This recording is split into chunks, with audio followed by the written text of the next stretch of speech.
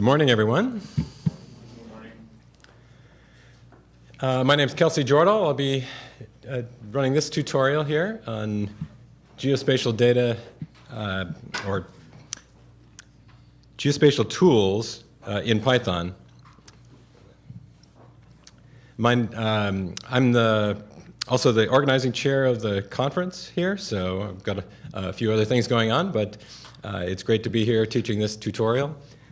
This is based on a tutorial that I gave 2 years ago at this conference, and a lot has changed since then. So a couple of the packages are entirely new since that time, and you know, almost everything in it has changed.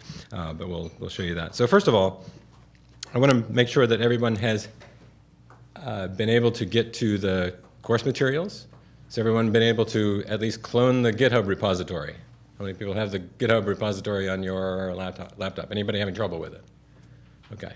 And then I've got a link to the slides here as well. So this is, you know, in the same GitHub repository, the GitHub pages there. So that should get you started to the same point we are. All right. And then one last thing is the data. Was everyone able to copy the data to your local machine as well? The instructions for that were in the README file in the repository. No? Let me take a look here. All right. All right. So here's the instruction for installing the data.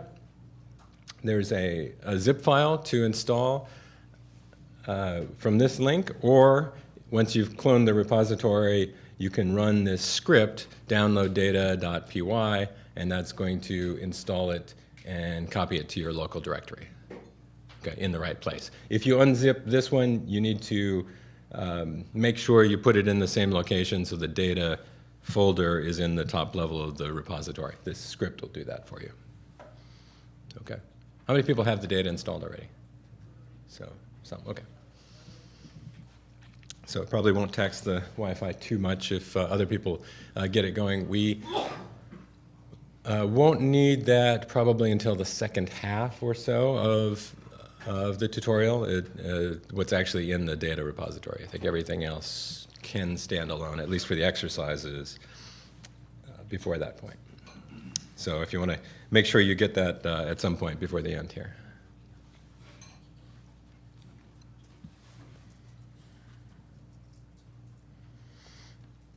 All right, the other preliminary question is, how many people were able to install everything all right and run the check environment script? Yes? So check environment script runs okay? How many people does it not run for? You get failures of things, okay? How many people haven't run it yet? Okay. All right, so at least by the time we get to the exercises, it'd be good if you have your environment set up so you can try that. Those of you who didn't work for, you know, we don't have a lot of time to that, but are there any particular problems? Base map. Okay. Well, so base map and CartaPy both are optional, and they're just to reproduce the figures and the examples that I used, and not to do the exercises. So you'll be all right without base map and CartaPy for actually doing the exercises. So the core packages are Fiona, Shapely, GeoPandas, Rasterio, PyProj, and then their dependencies, a few things that they depend on. So if those are installed, you'll be able to do all the exercises and the main examples as well. And so the other packages, you know, if you want to reproduce the other examples, you'll need to look at that. So we don't have to worry about that for now. Okay. Any other setup issues? All right, so we'll see when we get to the exercises that you know, how that's going. All right, so let's back up here.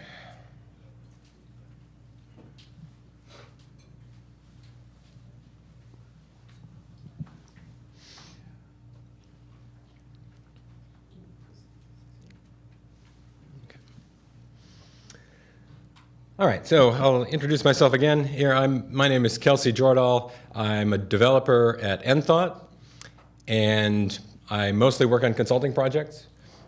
So I do consulting work in Python mainly for various clients. I also teach Python and scientific computing classes. And I've been there 3.5 years. Before that, I was an academic working in geophysics. My background's in marine geophysics, so I come to geospatial data from the science side. I'm not a geographer or a cartographer. I used geographic data in the course of doing science, and that's my main interest in it. So it's a little bit different approach maybe than people who come at it from geography. So what kind of backgrounds do we have here? How many people would say you're in science? Okay. Developers, primarily. See anything else? Geography, and how many people really consider themselves to be, geographers or spatial analysts or, geospatial professionals somehow? Okay. All right. Any other groups I've missed?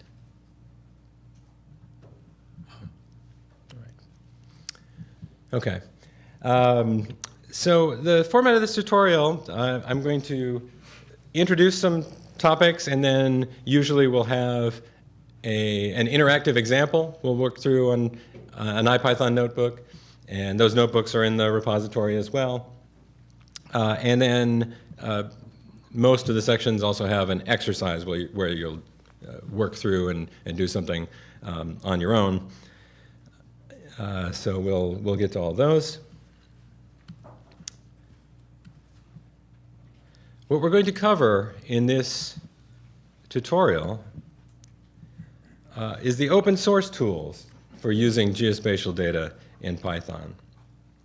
And we're going to emphasize the Pythonic ways of working with this data. And that means interfacing with NumPy and the other tools in the SciPy stack. Pandas will come up, for example. We're going to have hands-on examples and exercises. These are mostly in the IPython notebook, although I've got a few scripts as well for examples that we may show. And we're going to skip some things that you might consider part of working with geospatial data. We're not going to do really any analysis. We're not going to spend much time showing you how to plot things. There are plotting libraries, and other than a quick example or two, we're not going to emphasize those. We're not going to show anything about the web mapping tools. I'll show you a couple pointers at how they interact with things, but otherwise we won't be using them. We're not going to be looking at spatial databases, and we're not going to be talking about full GIS applications and those ecosystems that go with ArcGIS and QGIS and other tools where a lot of people are doing day-to-day work in geospatial data. What we're going to emphasize here is actually using it within Python and with tools that anyone can install. All right, so to do that, we're going to hit a number of topics. We're going to see how to read vector data with Fiona, to interact with geometries with the Shapely library, talk a little bit about map projections and how to use them with PyProj, and how other tools use those map projections. And then we've got two newer packages that didn't exist the last time I taught this tutorial. One is Rasterio. This is for dealing with raster data in Python, so any gridded data. And the other is GeoPandas. GeoPandas is a tool that lets you use geometry and geographically aware data in pandas data structures. Okay, so first a little bit about data. right? So all the data we're going to talk about really come in two forms. One is vector data, and those are points, lines, polygons that you can plot on a map. The other is raster data. And raster data is anything that's gridded. So this could be an image file. This could be gridded topography data, some other gridded field. It could be a scanned map. It could be imagery from satellite or aerial photography. That kind of thing is all raster data. So the tool we'll look at that can deal with raster data is Rasterio. Most of the other tools are going to interact with vector data. Okay, so one format in particular I'm going to point out because it's going to come up again and again, and that's GeoJSON. So what is GeoJSON? Well, it's a JSON-based format. So JSON is the JavaScript object model for serializing data, and it's used in a lot of other things, including in Python. And GeoJSON is an extension to that to represent geometry and features. So it's pretty simple. This is a simple example of a feature with one single point in it. So a GeoJSON object can contain a geometry, which is just a line, point, polygon, or something like that, or a collection of them. A feature, which is an object that has a geometry property, and possibly other properties. In this case, we've got a feature that only has one property, which is the name. And then it has its geometry, which is a point. So this is about the simplest feature that you could define. And then you could have a GeoJSON object that represents a collection of features. So we can have nested GeoJSON objects. So objects within objects, they can nest that way. All right, so it's a pretty simple format, but it does a lot, and it represents a lot of what we will want to be able to do. We'll use that as an interchange format for various things. How many people have used GeoJSON before? All right. So some. All right. Okay. A third. All right. So it's a nice format to be able to use.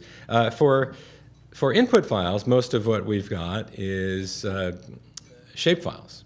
How many people know what a shapefile is? So shapefile is not really a single file, but it's a collection of files that define geometries. It represents a vector data, collections of features generally like this, but it's a set of files. It's a pretty standard industry format that was introduced by Esri and the ArcGIS tools, and it's, you know, if you download something from your local government agency, it'll probably be a shapefile, and you'll be playing with it in that form. So that's what we'll use for a lot of the data inputs. All right, another tool that we're not going to use directly, but it's the basis for a lot of what we're going to be using, is Jordahl or Jordahl. So this is a big open source project for working with data. It's written in C++, and it has Python bindings. So you can use Jordahl and its associated libraries, OGR particularly, Ogre, in Python. And if you've got it installed, you can import Jordahl, import Ogre, and use them there. We're not going to be talking much about that because it's not very nice to use in Python, right? It works, but it's really a thin wrapper on the C++ libraries. So you need to know the C++ interface. Not everything is exposed in Python, and there are some pretty ugly things about working with things in these Python bindings. You know, for example, a lot of the functions that you call instead of raising an exception if they fail, like you would expect in Python, they'll return a non-zero error code, right? So you've got to know that to catch the error code in Python and do something about it. It's fairly easy to get yourself in a situation where you're using bad data and it can actually crash, raise a seg fault, and you're done. And so there's just a lot of things that aren't much fun about using the Python bindings for Jordahl and for OGR. You can do it, and there's a lot of power there. And I'll also say they're great command line tools. The sort of Swiss Army knife of converting between formats in an open source way is the command line ogre to ogre tool, OGR to OGR. If you want to convert one vector format to another vector format, that's a really simple, powerful way to do it if you've got Jordahl installed. But if you want to work with things in Python, there are now nicer ways for almost all of it. And I do have an example here, so if you want to look at this script in the examples directory, we won't spend time on it now, but feel free to look at an example of reading one of the raster files with the Jordahl Python bindings. So we're going to try to do things in a more Pythonic way. We're going to really use Python as Python. And that means we'll use the best Python idioms, we'll interact with the native Python objects, and also with the scientific libraries, including NumPy and SciPy, in the most natural way. And that's the kind of things that we're going to emphasize in this tutorial. So the corresponding libraries, in particular for the Jordahl projects, is for vector data. We have Fiona, so we'll talk about Fiona for interacting with files that contain vector data for reading and writing files, and Rasterio for reading and writing raster data and interacting with it. And both of those handle the Python side in a very natural way.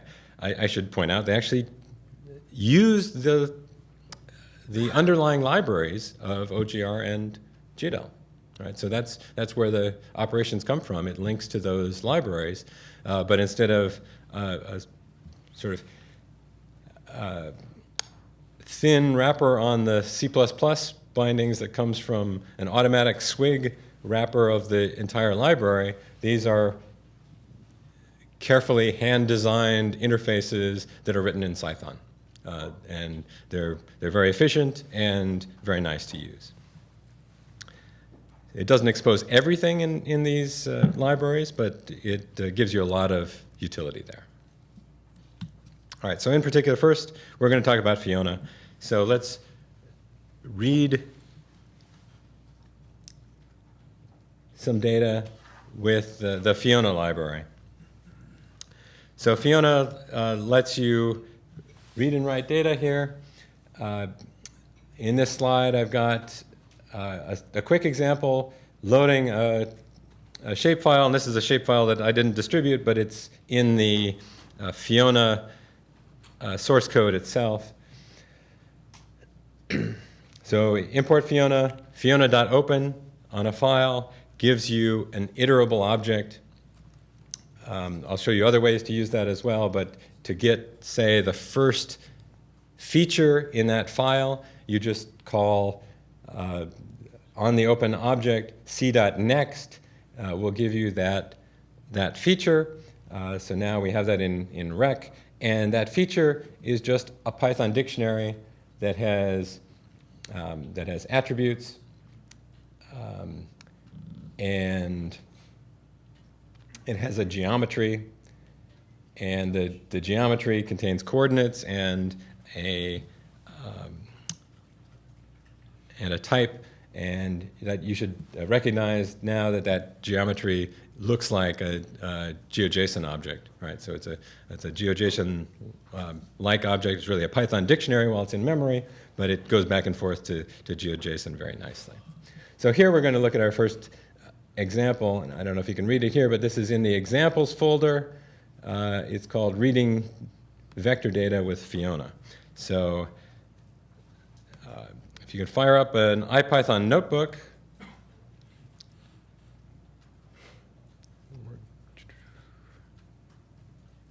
we are there. All right, so this is the Reading Vector Data with Fiona, so you can see the title on the top there. All right, so I'll give you a minute to start that up. Is anybody having trouble getting the notebook up?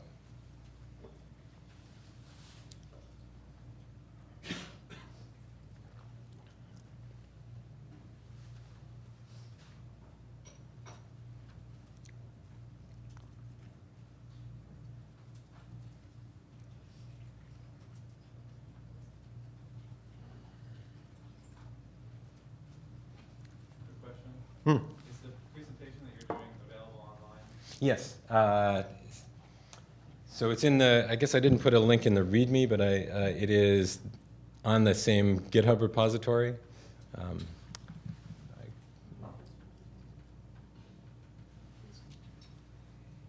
I will push the link to the README when I get a chance. Let's see. Yeah, maybe I can put it up on the screen as well.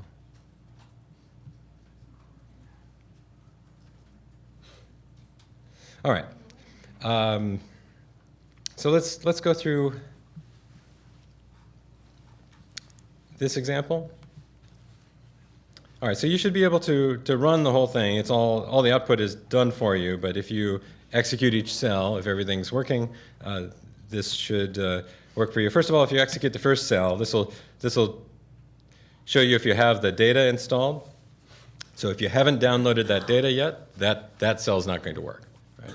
That's going to give you an error for the input file. But if you do have it installed, when you execute it, it'll tell you what the path to that file is. Otherwise, all we've done is set up the imports. Right? So a couple standard imports for plotting and NumPy, and then here's the Fiona import, and then this just sets up the name of the input file, the full path. All right, does that work? Okay, so far. Oops, sorry. This is, what is that?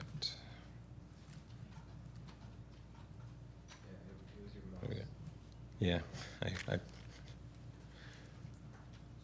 much. Okay, there we go. All right. So we're going to open a file.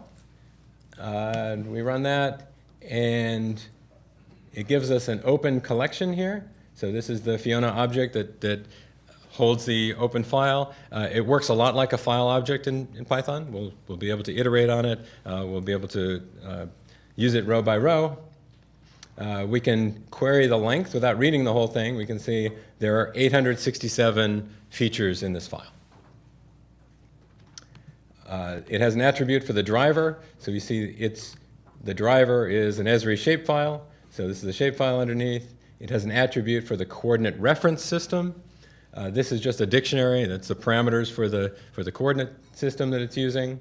The map projection, we'll see more about those in a bit. Let me make sure I run everything here. So I want to do this one.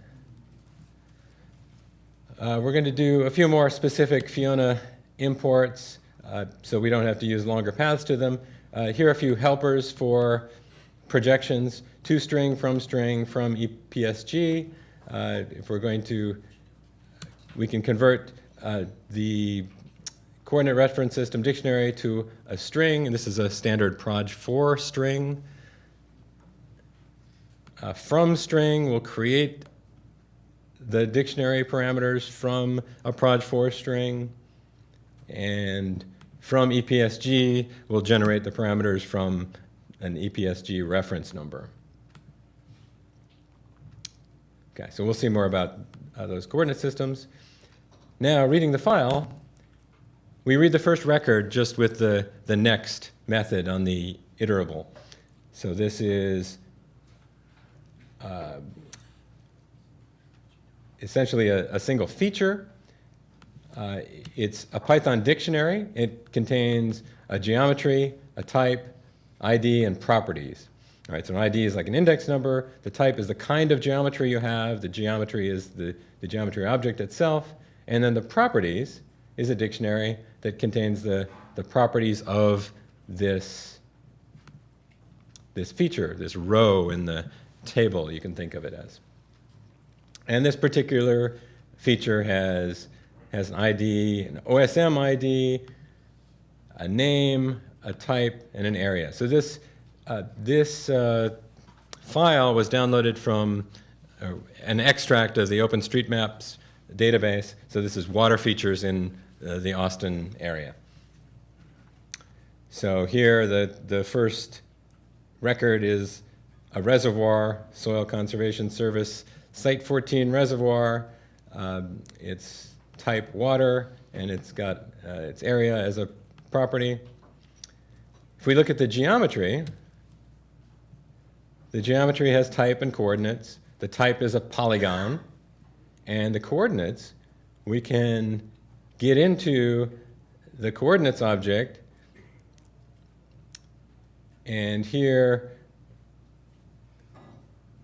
we're going to iterate over all the coordinates because there can be multiple sets of coordinates in a single polygon. A simple feature polygon is not just a simple polygon. It can be a single outer polygon and then holes that are defined by inner polygons. And I extract those into a NumPy array and plot them. Right, so we're going to plot every feature. There are just two. There's an outer polygon and an inner polygon, so there's an island here. Okay. All right, so that's just on the first feature. Now let's say we want to extract a particular feature out of this object. So we've got the Fiona object in memory here, and I want to get the object that has the property name, which is Lake Travis. So I'm going to extract the data for Lake Travis as a feature out of this object. So I'm going to use a list comprehension here. So this will give me all of the features where the property name is Lake Travis. This is something that doesn't have to be unique. So if there were several Lake Travises in this data set, I would get them all in a list. In this case, there's only one, so I just extract the first member of the list. And I'm only interested in the coordinates for the geometry. So let's grab the coordinates. We just get the outer polygon and reduce it to a 2D array and plot it here and make sure to set the aspect ratio so it looks like a map. And there's our quickie map of Lake Travis out of the data that came out of the file. Okay? Does this work? Yeah. What does the squeeze function do? Squeeze is a NumPy function that reduces the dimensions of an array that don't have any, that are of size 1. So if you have a 1 by 5 array, say, it's going to reduce it, which is a 2D array, it's going to reduce it to a 1D array of size 5. Right? So it's just getting rid of the extra dimensions that you don't need. All right, anybody having trouble with Fiona? Yep. Okay, so yeah, so you don't. Yeah, I'm getting it, Okay. but I'm on Windows and I'm missing a C++ library. I'm not on Windows. I've used it before, I think. Yeah, so I suspect you've installed it to the same environment where you're running the IPython notebook. Yeah, and the contents. Let me try this. yeah. Yeah, and just make sure you're running starting IPython from the same environment where you installed it, right? So in the environment that you have done the install, start the IPython notebook, and it should come up here, and it should. You can test also command line IPython and do an import there in the same environment, and that works or no? Import through iPy. Oh, and In a- try that. Yeah, I'm Googling it. Okay, okay. Okay, so yeah, maybe during the next exercise I'll have time to come around and check, but, all right, but most everyone else is getting this to work okay? This notebook works? No, you're having trouble too? The import or otherwise? Is anybody having any trouble with it other than the import? So, oh, that looks like a notebook error. Yeah, So- it seems that the notebook version is not compatible with it. And is it failing or just giving a, It's just not opening. and can you click OK? Is there an OK button to click? There's no accept, And then it's nothing. and then nothing, okay. So this is a version 4 notebook, which is IPython 3. Usually it can be back converted to older versions of IPython, but if you have the latest IPython, this will work fine. I haven't tested back converting these notebooks, so that could be your issue. Are you using an earlier version of IPython? You, The same one, 2.7, no, IPython, not Python. So IPython is 3.2 or something that I've got here, and that's compatible with the notebook. So that's what I would check for that. 2.2. Yeah. So I think that's a version. You might try upgrading IPython in your environment where you're running it. That might work. Okay.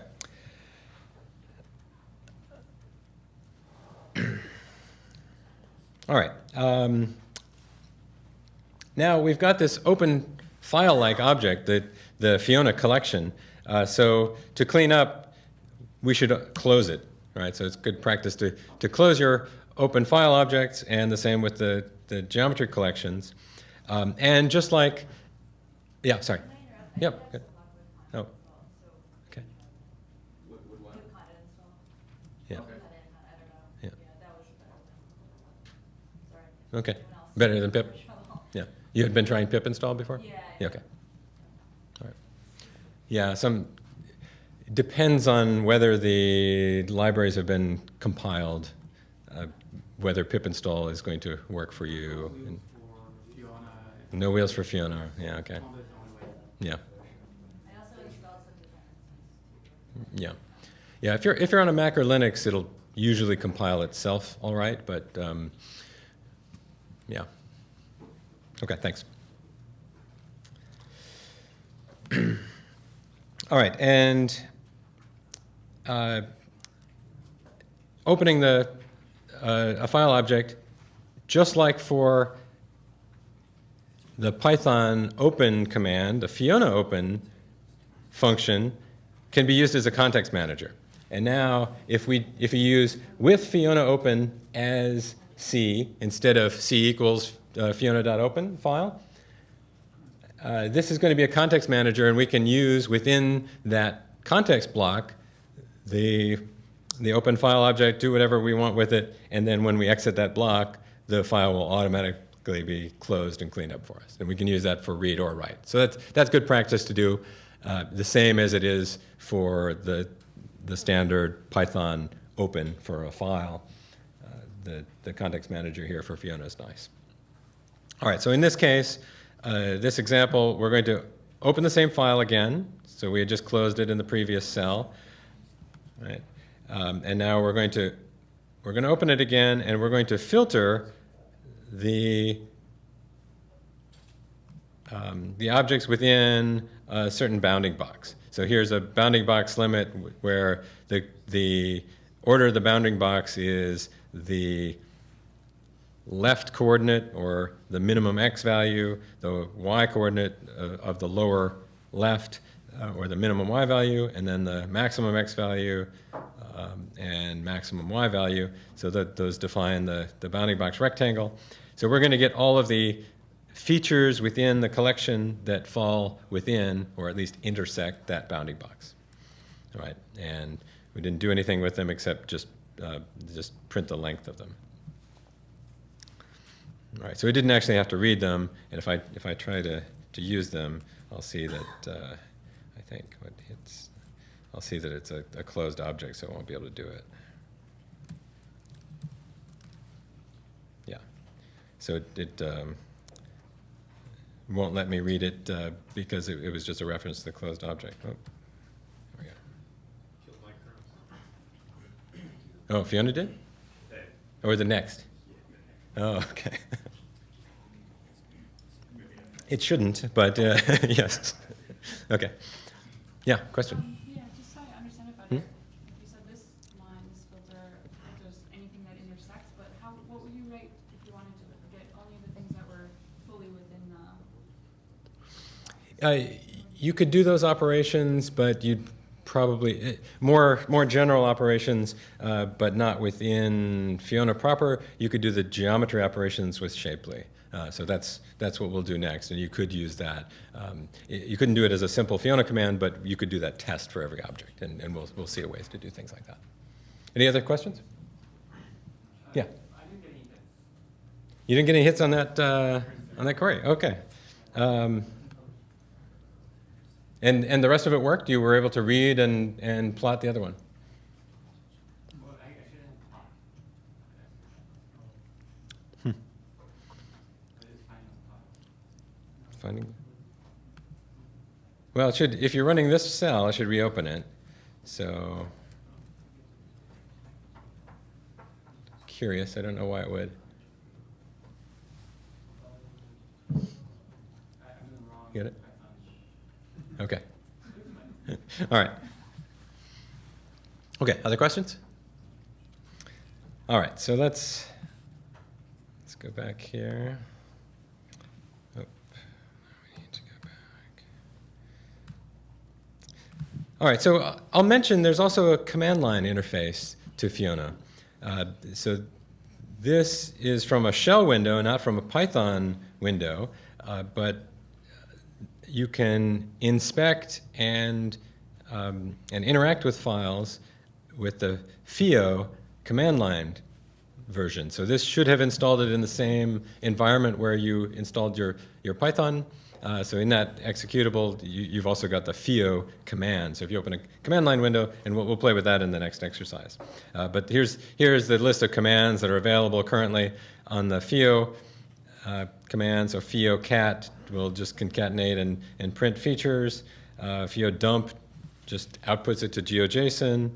FIO info is a nice one. It just gives you a quick text view of the parameters, the general properties of the whole data set. And then FIO inspect, INSP, will drop you into an IPython prompt and let you interact with it there.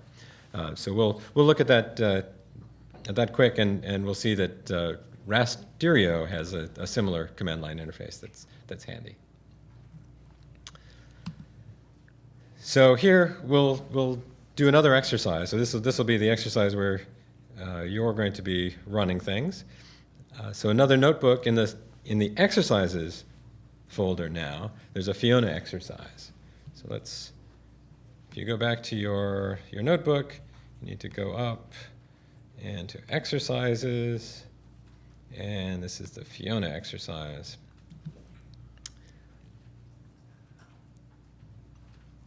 All right, so just like the example, this does the imports for you and tests that you've got the file working.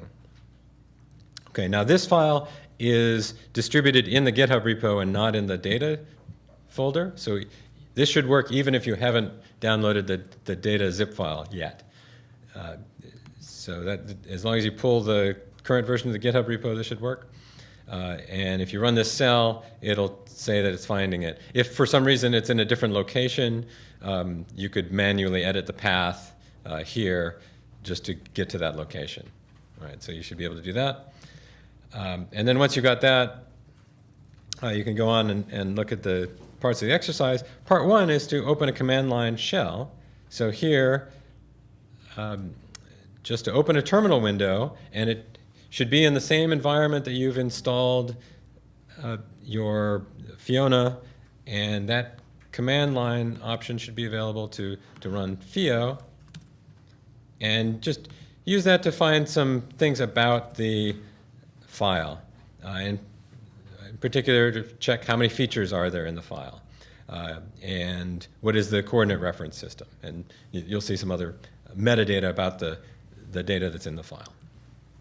And then after you played with that a little bit, go on to part 2 and actually load it with Fiona in Python and inspect the data that's in there. See what kind of geometries are in each feature.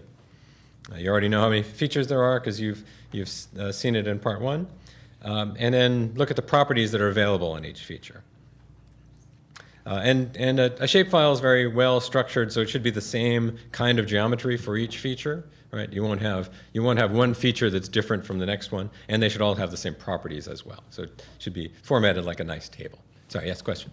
Yeah, I don't have a Fiona exercise. You don't have, do other people have the Fiona exercise? I just had to refresh my. Oh no, did I not push the Fiona exercise? Okay, I'll do that. I'll do that right now then. It's up there now. Sorry, sorry. Okay. If you do a get. Okay, get pull. Here we go. Okay, good. All right. It wasn't there a while ago, but it is there now. All right. So everyone else can read it and can find the file. The imports and the file definition works okay? All right. So go ahead and work on part 1 and part 2. And if you get done with that, there's a bonus question to play with the geometries. So to drill down into the structure of the geometry object within each feature and get to the coordinates. Okay. All right, so I'll let you work on that a bit, and I'll come and check on how people are doing.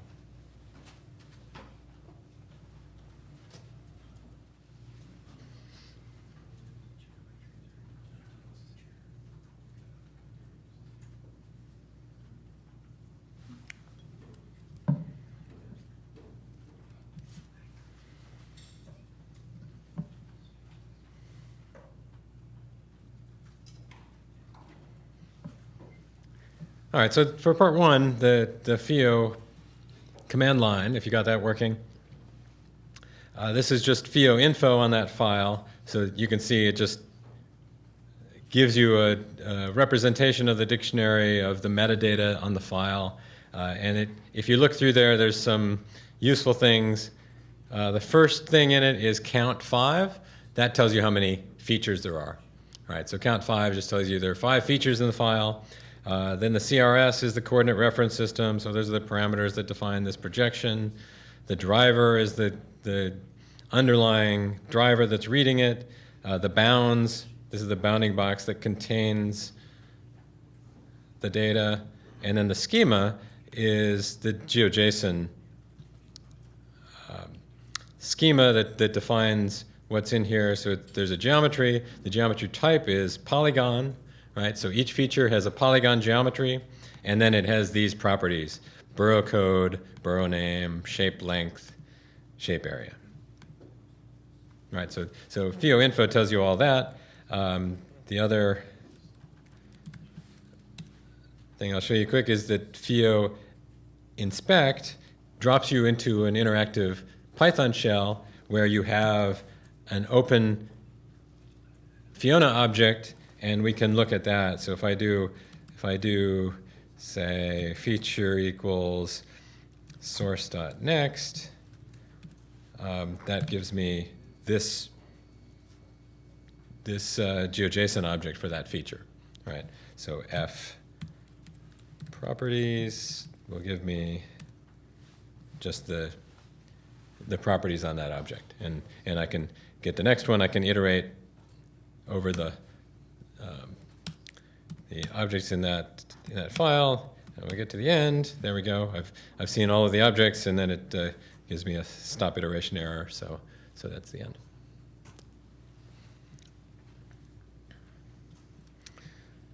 All right. So that's nice for a quick look at something. Unless you interact with it in Python, just on the fly from a command line. Questions about the command line interface? All right, so let's go back to the notebook. Oops, that's the wrong one. There. Okay, so part 2 was to load the input file with Fiona. And what are the types of geometries? What are the properties? So we actually saw that in the in part 1 as well. So let's do that in Python. So here we want the context manager, fiona.open, open, and it's in the variable input file, should already be defined. That is a context manager, and if I want to look at, so the type of geometries, let's just say feature equals, oh, sorry, I need to put it as source, feature equals source.next, and now I just want to say what type of geometries are on it. I can say printf type. So the type of object is a feature, right? So each object in the file is a feature. The question actually asks, what's the type of the geometry? So the feature has a geometry, so I really want the type of the geometry object, and that is a multi-polygon. Okay? So a multi-polygon is like a polygon, except there can be multiple outer rings. Each one can have inner rings, which are the holes in each polygon. Okay, so that's that part. And what properties? So let's just print f properties. Okay, and again, it has a fixed schema, so you'll get the same properties for each one. This is just on the first record. And here's the properties: borough code, borough name, shape length, shape area, and the values for each of the properties. So you can see this borough is Staten Island, right? This row.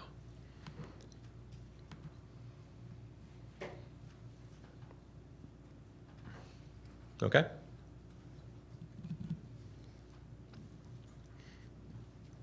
All right, and then in the bonus, I guess I won't take the time to go through this now, but if you want to extract the coordinates out of the geometry, you could do that as we did in the example and get the outer ring. It's a little bit more complicated because now it's a multi-polygon, so there are multiple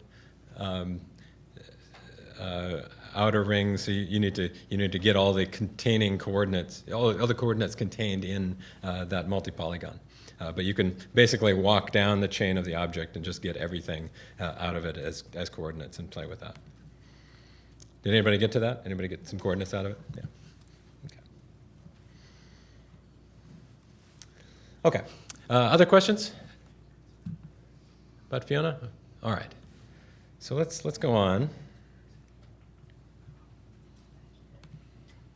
So Fiona is the input-output for raster data in Python.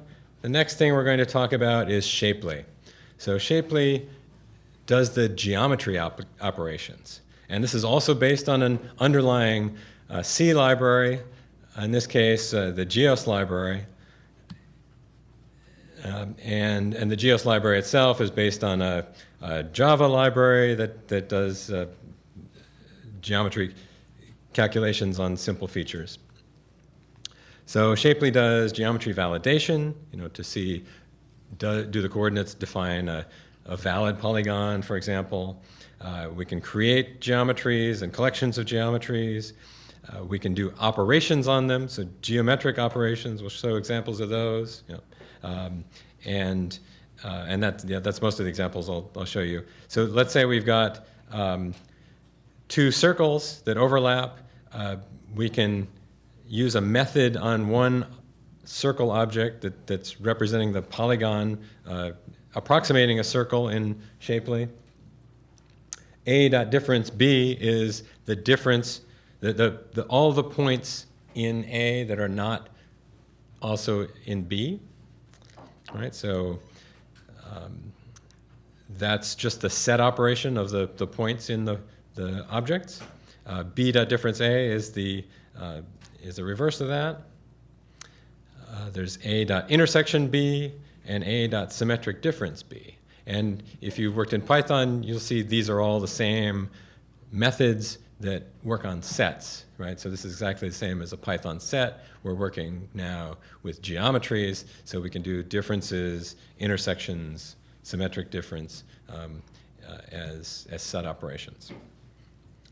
Okay, so the return object is always a geometry. It may not be the same type of geometry, right? Depending on the operation, you might get a different kind of geometry. For example, two polygons that intersect along an edge, the intersection between them could be a line, right, and not a polygon.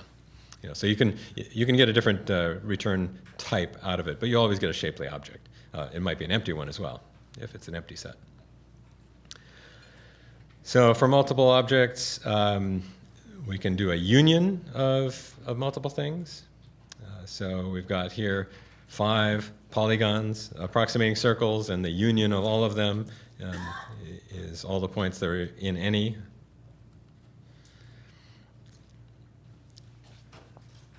There's a boundary attribute, so A dot union B is all the points that are in A or B, but A dot boundary dot union B dot boundary.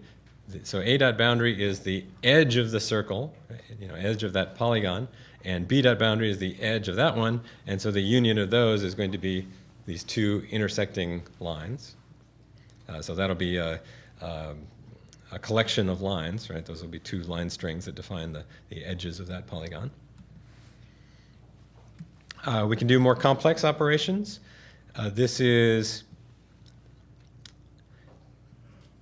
We define a line, and to simple features and to shapely, a line is any sequence of points, right? So a line string is the name of the object, and it can be any sequence of points between vertices. And here you can define that by pairs of coordinates. So we define a line string with these pairs of coordinates, and we call the buffer method on that line. So that's going to give us all the points that are within 0.5 units of that line, which is going to be the polygon that defines the outer boundary of that. So we get this dilated line, we get the buffer of 0.5 units away from that. And then we can give a negative buffer, and for a polygon, a negative buffer is going to give us the interior of the polygon. So to take the result from here and erode it by 0.3 units, we pass it a negative argument, and then we get everything that's more than 0.3 units on the interior of that polygon. So we get another subset on the interior. So we can do those kinds of geometric operations as well. And there is an example notebook for this that does exactly this operation. It's also in the examples folder. I think I won't take the time to go through that now, but feel free to look at that on your own. There are other operations you can do. So these are binary operations between objects. So these can be any shapely geometry. We're just saying object and other. They're both shapely geometries. They can be different types or the same type. It doesn't matter. It's going to be able to calculate something. And the result will, in this case, is not a geometry, but it's true or false. Right? So object almost equals other. That tells you are those two geometries the same to some approximate numerical precision. And by default, it's 6 decimal places, and you can set that precision by passing in the argument. You know, so if you're comparing points and they come from floating point values, you just pass some precision, and it'll test that for you. Object that contains other means that all the points are of other are fully on the interior of object, crosses, disjoint, equals, intersects, touches, and within. They're all, exact predicates. For example, touches means, intersects, but only on a boundary and wouldn't intersect on any part of the interior for polygons, right? Where, for points, touches would mean they're the same point. Right? So these might have different exact meanings depending on what kind of geometry you're talking about. All right, so these are interesting comparisons we can do to test things on geometries. And one other point I'll make is that we're dealing with coordinate sequences a lot. When we defined a line string, we gave it a list of pairs of coordinates, x, y pairs. So this we can define by here points with those coordinates. Sometimes we just want a sequence of x and a sequence of y, and we want to use them instead of the list of pairs. So how do you do that in Python? There's a really nice idiom for doing that, and that's to zip the points together. So the built-in zip command will take a sequence of points, and we pass it the star points, which is passing all the points as arguments, and it's going to zip them together and give us the x and y sequences, right? So that's a nice way to do it. And then we can do the inverse of that. If we have x and y coordinates and we want the sequence, we can zip them together that way as well. We can also just pass these around without having to do that in memory. So we can pass the sequence of star zip star points. We'll pass a function that expects x and y sequences from a list of xy pairs. Right?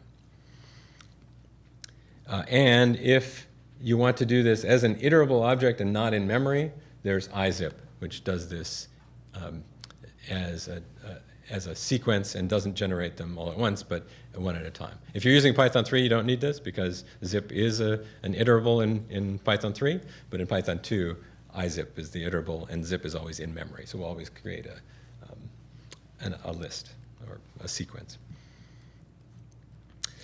Okay. Yeah, sorry, go ahead. What was could you explain again the star zip? Yeah, okay, so the star is argument unpacking. So you have a function that takes a number of arguments, and if you pass it a sequence, if you were just to pass, say, zip of points, would be passing one argument, which is a list, into that function. Instead, we want to pass each object in that list as a separate argument. So it's as if we called zip of parentheses 0, 0, parentheses 1, 0, right? So it's as if we had called it that way instead of passing a single argument. Yep. So that's a nice Python idiom to use. And likewise, there's for dictionaries and keyword arguments, there's star star, which unpacks dictionaries into keyword arguments for functions, and we'll use that for coordinate reference systems as well. That's handy. Okay. All right. One other point I'll make about Shapely is that Shapely is not aware of map projections at all. Everything we're doing with Shapely geometries in these simple features, so we've got these defined kinds of features we can deal with, but we're also only dealing with them on a plane. So everything is planar.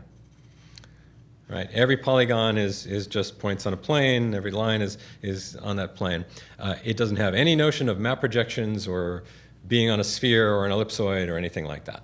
Right? So it's totally geographically naive and just in 2D pure geometry operations. So anything we want to do with Shapely, we need to project into planar coordinates to be able to do it. right? And that's something to always be aware of, but that's an assumption we're making here, is that everything is in a plane. All right, so let's take a few minutes to do another exercise. We'll look at the Shapley exercise. Again, exercise is Shapley exercise. This one doesn't need any data at all. So this here, we'll just generate the objects that we need. Okay, so if we look at this exercise, the first line is just a set of imports.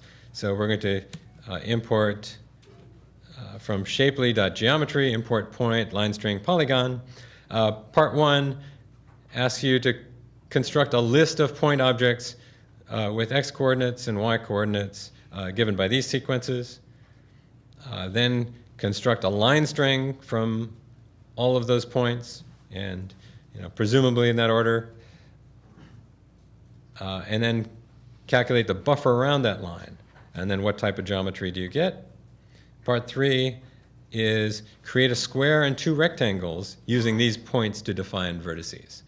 So I'm leaving you free to define a square and 2 rectangles however you want, just using those vertices, and then do some operations between them. Get the intersection between the 2 triangles, test whether the square intersects each of the triangles, calculate the union of all of the shapes. Okay, and then what answers you get depend on how you arrange your polygons. All right, and then there's The y coordinates, the oh, that is a mistake. Sorry, it's supposed to be another row. Yeah, yeah, that's going to be a little bit boring for the polygons. Sorry about that. That's meant to be 1, 1, 1. Yeah. So if you make that change, it's just another row. So these, it should look. If I've got a whiteboard, this was the intention. Right. So you've got those 6 points.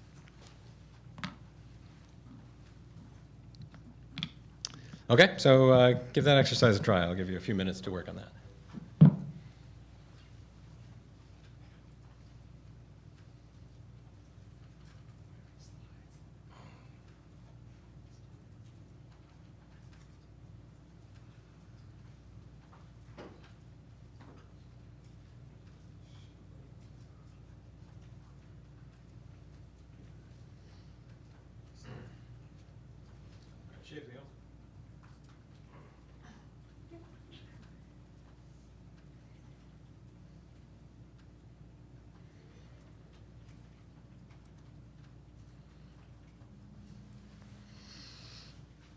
All right, people doing okay? Should we talk through it?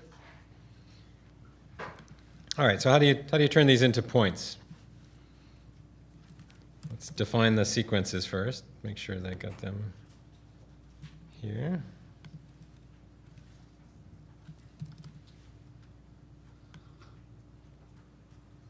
All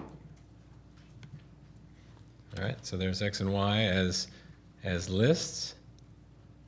How do I turn them into a list of points? Yep, so we could zip xy. Okay, so that's going to give me a sequence of pairs, right? So now how do I turn that into points? To Shapley point objects. Yeah, so list comprehension would be a nice way to do it. So let's do points equals point xy for xy in zip xy.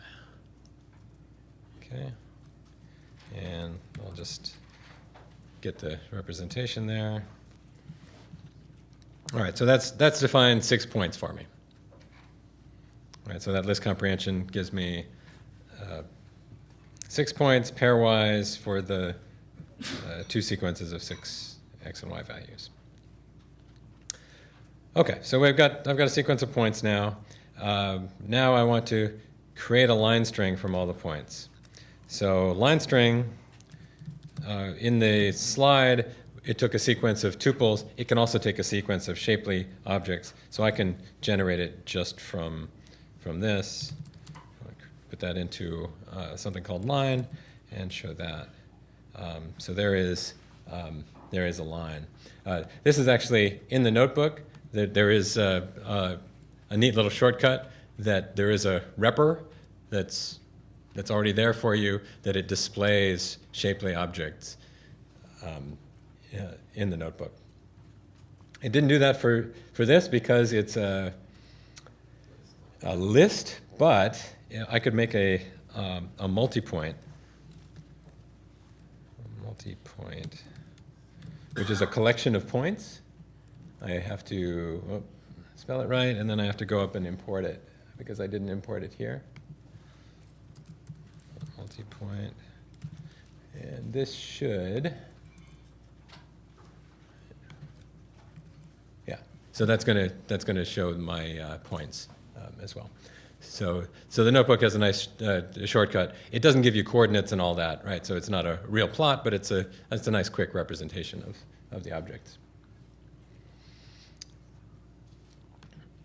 Okay, so there's my line. And I also want to show the line dot buffer 0.5.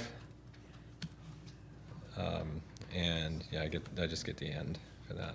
So there's my the buffer of distance 0.5. So both rows of the lines, the top and bottom row, touch, and you don't see the diagonal really at all.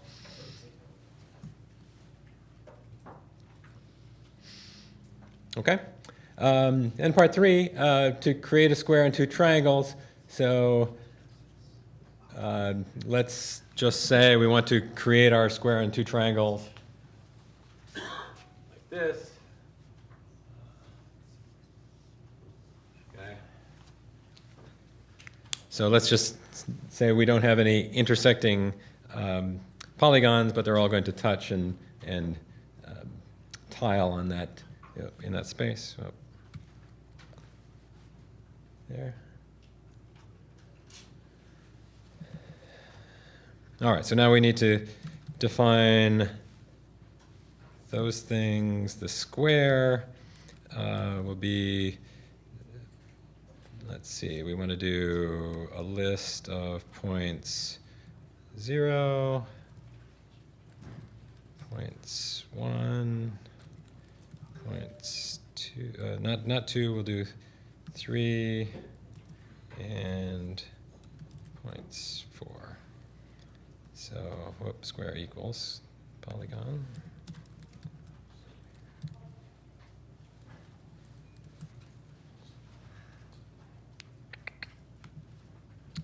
And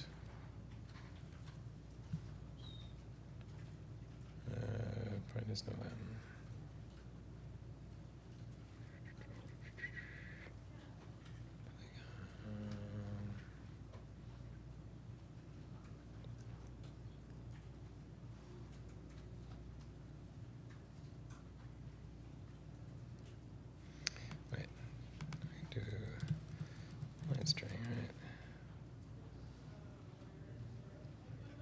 So line string works.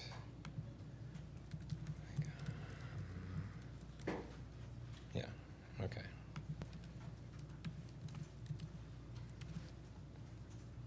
Oops. That's not going to work, right? It's not a square. It's going to let me define a polygon. I've just defined an invalid polygon. I put them in the wrong order. They're the right vertices in the wrong order. So the polygon crosses itself.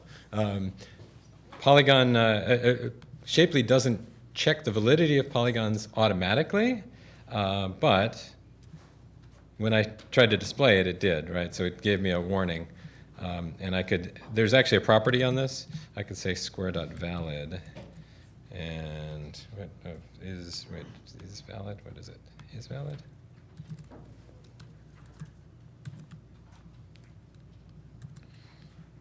Is valid, yeah, is underscore valid. So here, there's a property is underscore valid that tells me it's not a valid polygon. It lets me define it. I can give it a sequence of points that and say that's a polygon, but it's not a valid polygon because it crosses itself. Okay, so to fix that, I need to just switch the order of the last two coordinates. And now is valid is true, and if I show it, it's that. Okay. All right, so now we want to make the triangles. Try one, and we want to do, it's going to look like this, except it's going to have, so we want to start with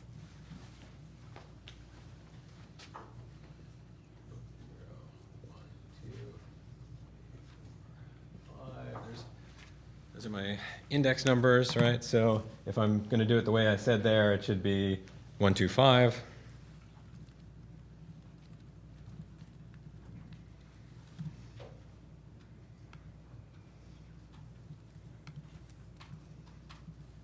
Oops, and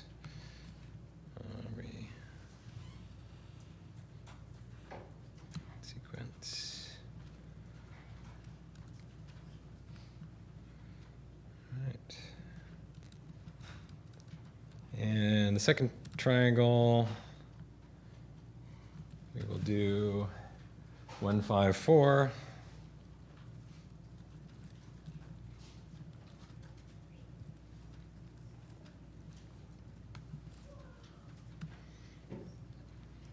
And for some operations, it actually matters whether you go clockwise or counterclockwise. If we're just testing their existence, it isn't going to matter. So that's going to do that. Whoop, where does it? Well, let's see. It's probably.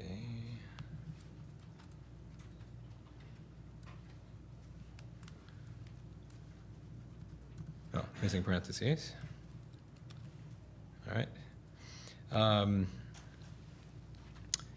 And let's say I want to show that in the repr, so I won't do a real plot, but I can make a geometry collection, which is a general object. So I make a geometry collection of these, geometry collection, square, try one, try two. Oops. All right. And we don't need that. Geometry collection.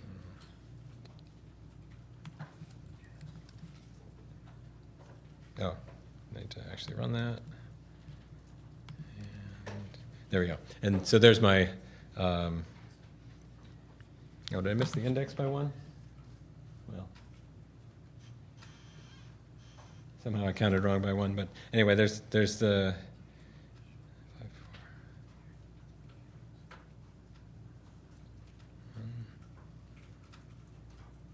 4. Oh, it's I think it's just positive down, right?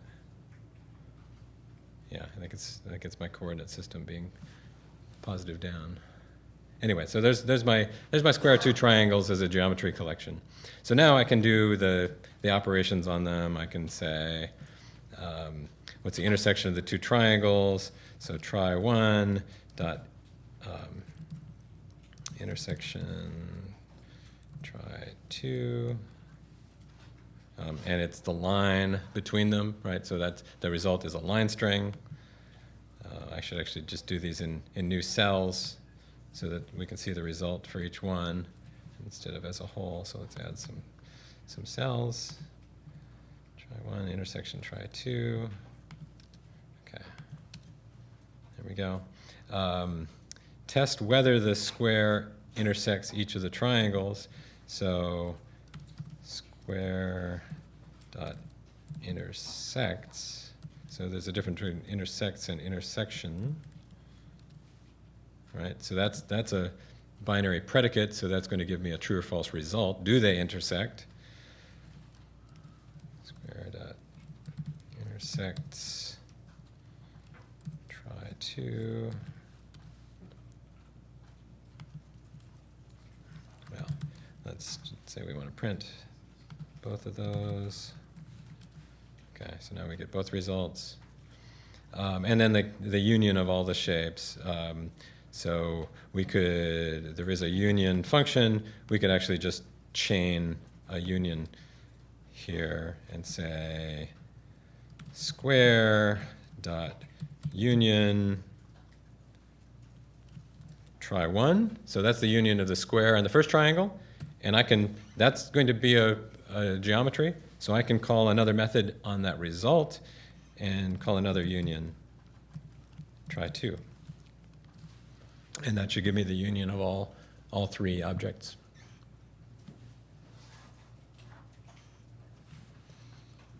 Okay. All right, and then for the bonus, I just said take a look at the geo interface. So if you did that, let's say square geo interface, this is just a property on the object. And what is it? It's GeoJSON, right? So it's a dictionary of a GeoJSON object that holds the coordinates and says it's a polygon, right? So it's a GeoJSON geometry.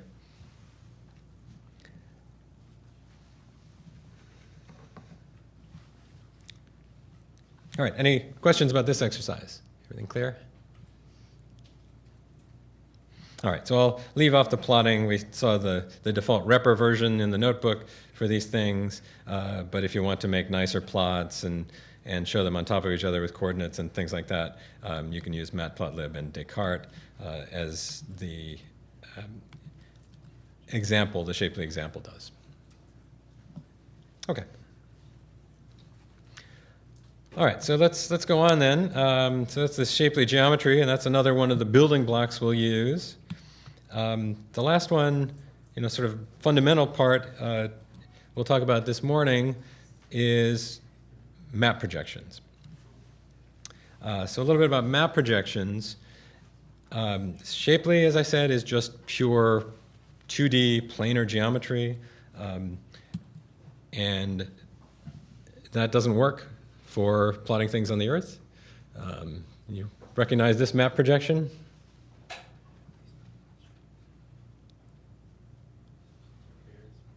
Worse than Mercator. Yeah, this is just plotting longitude, latitude as XY, which does have a fancy name, plat carré, which means I don't have a map projection. I'm just plotting longitude against latitude. And it's easy because you've got X and Y coordinates, but it doesn't represent shapes in an accurate way at all, right? You're not preserving area, you're not preserving shape. So usually we want to do something a little better. So one way to do it is a Mercator, right? So this is a Mercator projection. Also a cylindrical projection. So north is always up. That's nice. It's conformal, which means that locally shapes are correct, right? So anywhere you look at a small region on this map, the shape is approximately right, even if the shape for the whole country isn't right in some sense. But if you look at Lake Superior, it's not too bad, right? If you look at Texas, it's a little worse. But if you look at the whole continental U.S., it's not very good. And areas aren't preserved, right? So areas expanding towards the north. So, Minnesota looks nearly as big as Texas in this map, right? And it just isn't. So the usual map we look at the 48 states is something like this is a Lambert conformal conic projection. So this is one of the standard projections that's used for it. And here it's conformal, so we have locally correct shapes, and it's correct scale. I believe it's on 2 lines of longitude. So it's a much better approximation, although it's still an approximation. And you can calculate how far it is off. And there's another thing we might want to do instead of making it conformal to preserve areas. So an equal area projection, also a Lambert equal area projection, is this. So the difference between the conformal and the equal area, on this scale, you can see it, but it's not huge, right? So there's some, you can trade off the error between them. All right, so it is something we have to worry about, and if you're working in a smaller area than the US, you can usually find a good approximation for doing that, and every state has its own state plane coordinates. For a big state like Texas, a number of them, right? So you have to have approximations that work in different regions of the state, and a small state would have one that's good enough for the whole state, so on. So that we can work in local coordinates when we're working in small areas, and then our Shapley approximations are going to be fine, right? So to 1 part in a million, or 1 part in 10 million, or whatever our good enough it often works. When you're working on large parts of the Earth, though, you still have to think about the distortions you're introducing by your map projection. We're not going to talk about real spherical operations here. We're going to assume that we're going to be able to transform our latitude, longitude into a map projection and then be able to work with it on a plane. But you have to worry about exactly how you transform it into planes.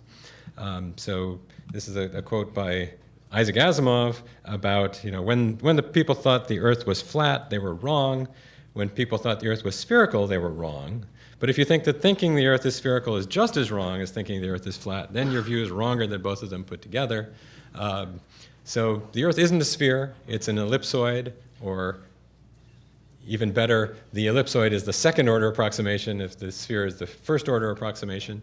And so we can define what the reference ellipsoid we're computing our map projection is, and that's changed over time what our best view of the Earth's ellipsoid is. The current one is called WGS 84, which is the one that all GPS Latin long is based on, and any modern latitude, longitude you see is probably based on that coordinate system and that particular ellipsoid. But if you look at older maps, sometimes you'll have older reference systems that were valid for North America or for parts of Europe and so on. So different particular approximations of the ellipsoidal nature of the Earth come into play when you're talking about different map projections. So there are a lot of subtleties here. We're not going to talk a lot about them, but I'll show you, some examples.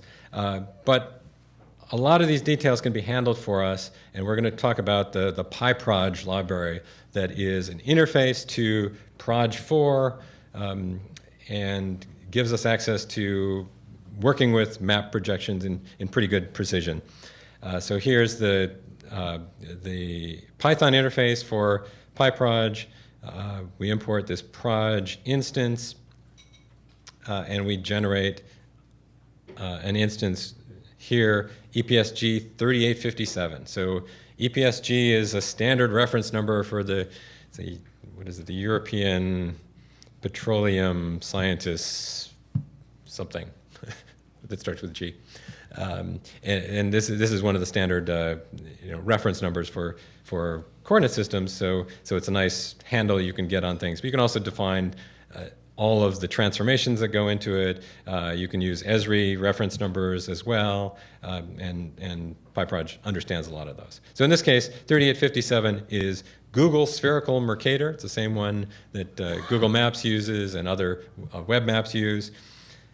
And we define that, and we can see it's in meters. We can do a transformation for coordinates. So here we got longitude, latitude. We're transforming them into map units here, which are Mercator meters, and we can do that inverse transformation on the result to get back to lat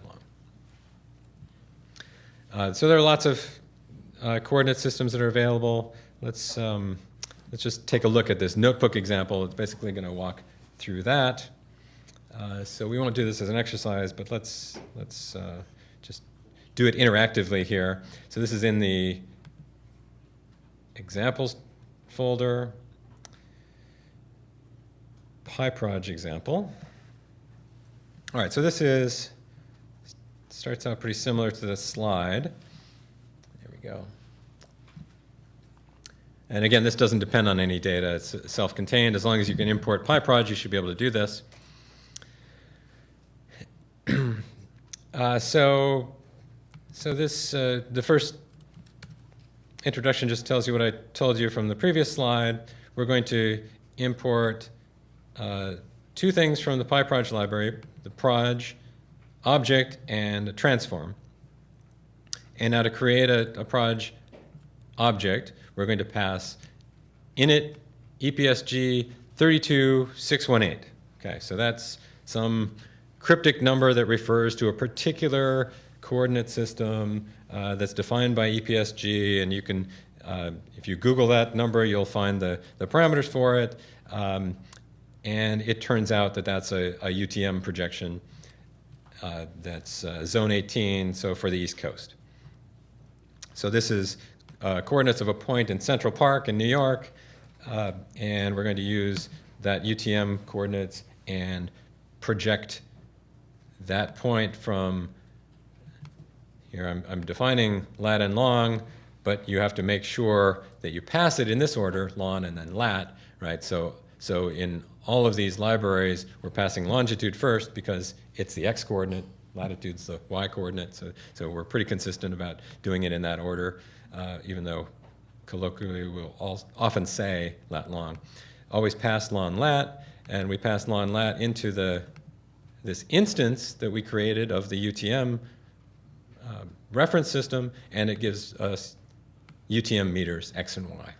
Right? So that's a nice projected point. And now we could work with this in Shapely if we wanted. We could make this a Shapely point and do operations in the plane. And as long as we don't stray too far from that, the central meridian of that UTM zone, our calculations are going to be pretty accurate. And then doing the inverse transformation, we can use the same object and just pass inverse equals true.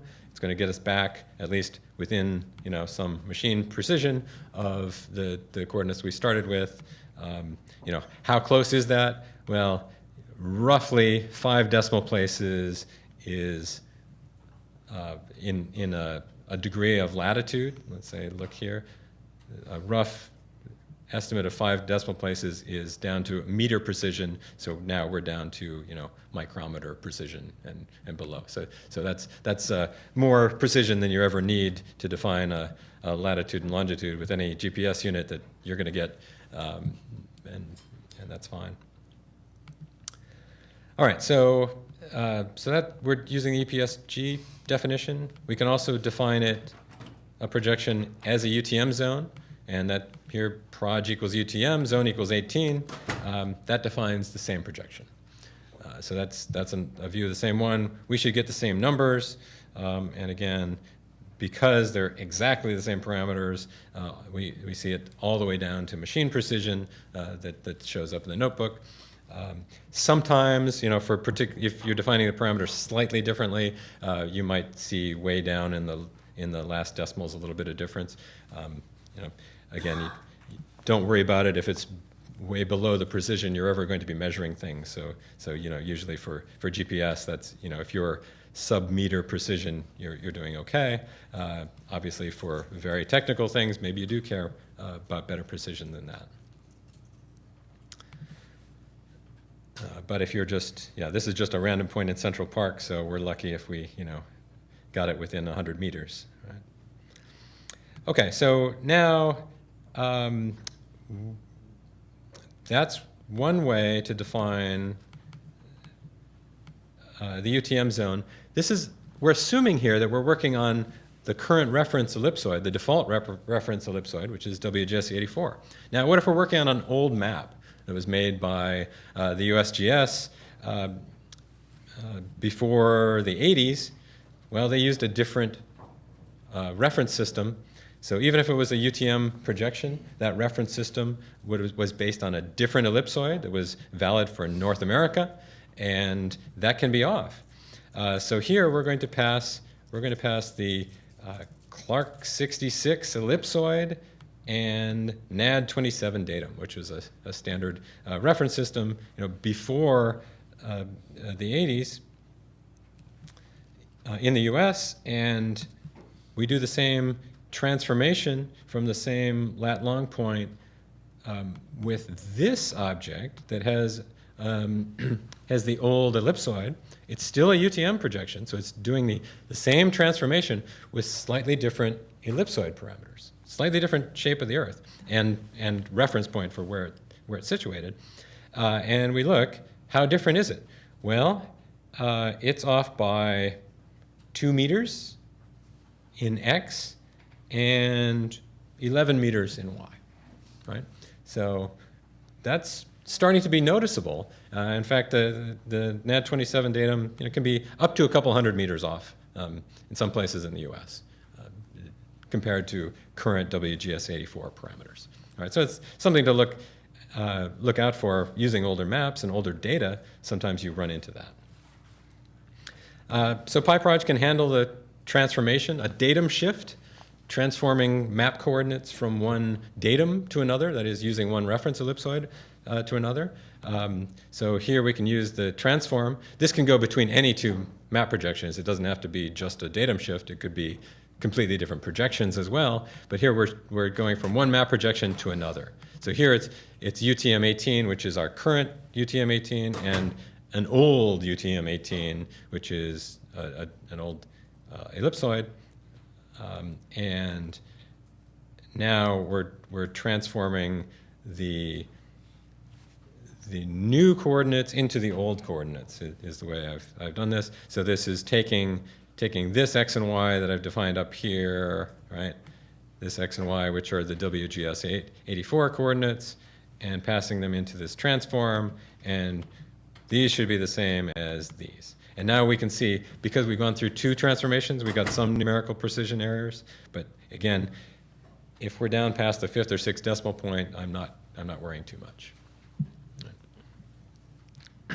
But something to be aware of, that you do lose some precision. If you're caring about that kind of precision, you have to be very careful. But if you don't care beyond meter precision, then you don't have to worry too much most of the time. Okay, so you can also define a projection by defining all the parameters that go into it. That is, to the Proj library. So here there's a reference longitude. There's the datum, which is the reference system. So this is virtually identical to WGS 84, the North American datum of 1983. So that's going to correspond to our modern one. We have an X0 and Y0, which are shifts, and then lat 2, lat 1, lat 0. So these are the parameters for a conic projection, a Lambert conformal conic projection for a state plane in New York. And the other difference is instead of meters, we're using US feet. So these are US survey feet, which are actually slightly different than metric feet as well. Again, down to a couple parts in a million precision, but they are slightly different. So all of that PyProj can handle. We just throw these parameters into a Proj instance, and here we're using, this is the star, this is the keyword unpacking. So this is a Python dictionary of parameters, and I pass the Proj constructor a dictionary of parameters using star to make those keyword arguments to the function, to the call that we're making. And that's going to generate the projection. And now in these coordinates, I'm going to transform. These are now in feet, and this is in a state plane coordinate. So this should be valid on Long Island, New York, right? So used for New York City and Long Island. Now, this dictionary of parameters is the way that all of the Python libraries that we're talking about are going to use to pass around definitions for coordinate systems. So instead of actually creating the PyProj instances and passing those around, which then you'd have to serialize and deserialize to, if you're saving it to a file or whatever, we're just going to use a Python dictionary of parameters. And that's these parameters. Now we can always create a PyProj instance when we want to do a transformation out of the parameters. So we're using the lightweight coordinate reference system to carry things around. So this is CRS. This is what we're going to see. We've already seen with Fiona. We're going to be using that with Rasterio and GeoPandas as well. Okay, let's do one mini exercise in the example here. And here I'm giving you 2 points. So here's longitude, latitude of the Texas state capitol and the building that we're in. And again, this is a lot of precision to specify a building. You could actually, find the point within this building that specifies. And it just asks, put them onto a UTM zone 14. So transform to UTM zone 14 coordinates. That'll be meters, and then calculate the distance between the 2 points. So that'll just be the hypotenuse of the difference in x and y. So go ahead and try that. Generate a PyProj instance and do that projection and calculation. I'll just give you a minute. Okay, welcome back. All right, so the first half of the morning was the preliminary tools that are the basis for a lot of what we're doing. Now we're going to talk about 2 higher level tools. And I mentioned before, neither of these existed the last time I gave this tutorial 2 years ago, right? So these are really new. Rasterio was first written by Sean Gillies, who's now at Mapbox, and he was the primary author of Fiona and Shapely as well. So he's really done a lot to unify the Python interface of a lot of these libraries and really made them nice to use in Python. So we owe a lot to his work on that. So Rasterio is the raster data interface. So the universal way to get raster data into Python and interact with it in a NumPy array and in ways that we want to deal with things in Python. So here, take a very simple example. The API looks a lot like Fiona. That's not an accident. We're going to open here a raster image, and this is a geotiff. So a geotiff is just a TIFF file that has some metadata that has its spatial coordinate system and so on defined. And the other thing that a geotiff can have is multiple bands or layers, right? So it not just a single valued image or even a 3-colored image. It can have many bands that correspond to different things, typically different sensors for image data or other things. So in this case, we open this geotiff file. Rasterio open this file name as f, and we want to read it into a NumPy array, f.read, and then it takes an argument, and that's a band number. So we're reading band 1 out of this file. So band 1 is a 2D array for all the data that's in that band, and we're loading it into a NumPy array, and now it's in memory locally, and we can do whatever we want with it. So here we're just going to plot it with imshow, matplotlib. It's going to display a grayscale image of this band out of the file. Right, so that's very straightforward, and now there's a lot more that it can do than that. There's also a command line tool like Fiona has now. So if we want to get the info similar to that, we can drop into an interactive shell and play with things. In Python, just drop into the IPython interpreter from the command line. And then we've got this open file object. We can read a band and interact with it, get metadata, and so on. Right. So it's a really nice way to explore data in a raster file. So I'm actually going to take you through one example here to do a transformation for an image file. Okay, so let's look at this first. This is a little bit more in-depth an example. You're going to do several steps here. So from the examples, this one's called Warp Radar notebook. Yeah. So the Warp Radar.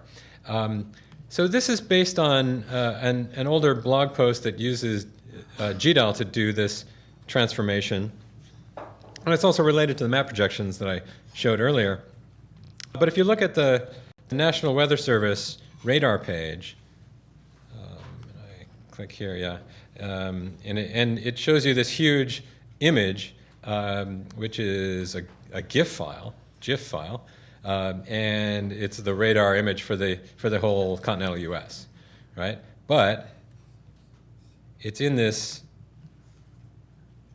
terrible map projection, which you probably recognize as not a map projection, but just plotted as longitude versus latitude, right? So this is the way the data comes to you, and it's on their web page interactively, but you can also just get to it directly. The latest weather is always at this address. So here, if I refresh this should be. So this is. Oh yeah, I just did this. So this is now. This is right off of the National Weather Service site. So this is 1508. So I assume that's like 10 minutes ago. Right? So there's a big band of thunderstorms stretching across the central U.S. now. All right. Now, this is just an image file. This isn't a GIS format of any kind, right? This is just an image. So we need to do some things to it to tell Rasterio how to treat it as data. So there isn't any metadata that's in the file like there would be with a GeoTIFF. So here we're going to do some extra things. So here's my imports. Since there's no metadata, I have to get the metadata. Luckily, the National Weather Service has posted the world file, which defines the coordinate system that this image is in. So here's a link to it. I've extracted the parameters out of that file, so we can just define them here. So here's the coordinate reference system, which is EPSG 4326, which just means latitude and longitude. And then the west and north, because it's an image file, goes from top down. So it's from the top left corner is defined as minus 127 something and 50 degrees, 0.4 north. And then the spacing in X and Y is equal, except that dy is negative because it's positive down, right? The image indices are down, right? So that's degrees per pixel. Yeah, so that's degrees per pixel in this case. It's whatever units are, but ours is degrees, right? Okay, so this is the metadata that don't exist in this particular image. So I'm just associating it with this, so we can get the projection and the transform, and then we want to define what the output we're going to want is. I'm going to say I'm going to want an output image that's 1,600 pixels wide, and we'll calculate the width so that it also has an aspect ratio of 1. So I'm going to define the width, and we'll calculate the height later. And then we choose what map projection. We're going to use the Lambert equal area projection, so one of those that I showed you before. It's the one that's used by the national map, or the national atlas, I guess both, right? For example, this is an image pulled off of the nationalmap.gov site for a rainfall map, average precipitation of the U.S. So this is a nice equal area projection, right? So now we're going to project it as something where if we see a storm, covering some fraction of the U.S., we have some confidence that means something for how much of the U.S. is stormy. Okay, so now we need to do some work to do this transform. So we're going to open the file, the input file. We're going to open this file. We're going to extract some parameters. We're not going to read the file. We're not going to read the data yet. This is only to read the metadata. So this little context manager, there's two of them, with wisterio.drivers and then with wisterio.open. So within this context manager, we're going to get the height and width of this image. So I didn't have to hard code that in. We're going to get those from the metadata. And then we're going to generate the transform from the boundaries of that. Okay, so this Wisterio transform from bounds, this is defining an affine transformation. So these raster files can have two transformations, really. There's the map projection, to get the map coordinates, and then you have to translate between pixel coordinates and the map projection coordinates. And that actually can be a general affine transformation. It can be just linear scaling in x and y, but it also can be shears and so on. So that transformation is what we're defining here. That has to know, so that knows the bounds west, south, east, north, and then the number of pixels in each direction. So it's going to calculate essentially the dx and dy for you, and create this transform object that we're going to be able to use. All right, so now we want to define the output we're going to put it in. So here, our output projection, we're going to use EPSG 2163, which is that just a key for that Lambert equal area projection. We're going to generate a proj instance like we did before out of that parameter. And now we need to calculate the output coordinates we're going to put the result into. We want to know how big an area do we want to show within that coordinates, within that projection system. So let's transform the corners of the original grid into the new coordinate system. So here we've got the lower left. We're going to transform the west and south boundary of the unprojected one. So it's going to be this coordinate is going to be transformed into the new coordinate system. And then we will, similarly, we're going to calculate, here I'm just getting the right corner because it's going to like warp out like Keystone. So I want to get the bottom left and the bottom right for the minimum x and maximum x values we're going to define. And then I'm also going to get the top separately just by the northeast corner of the grid.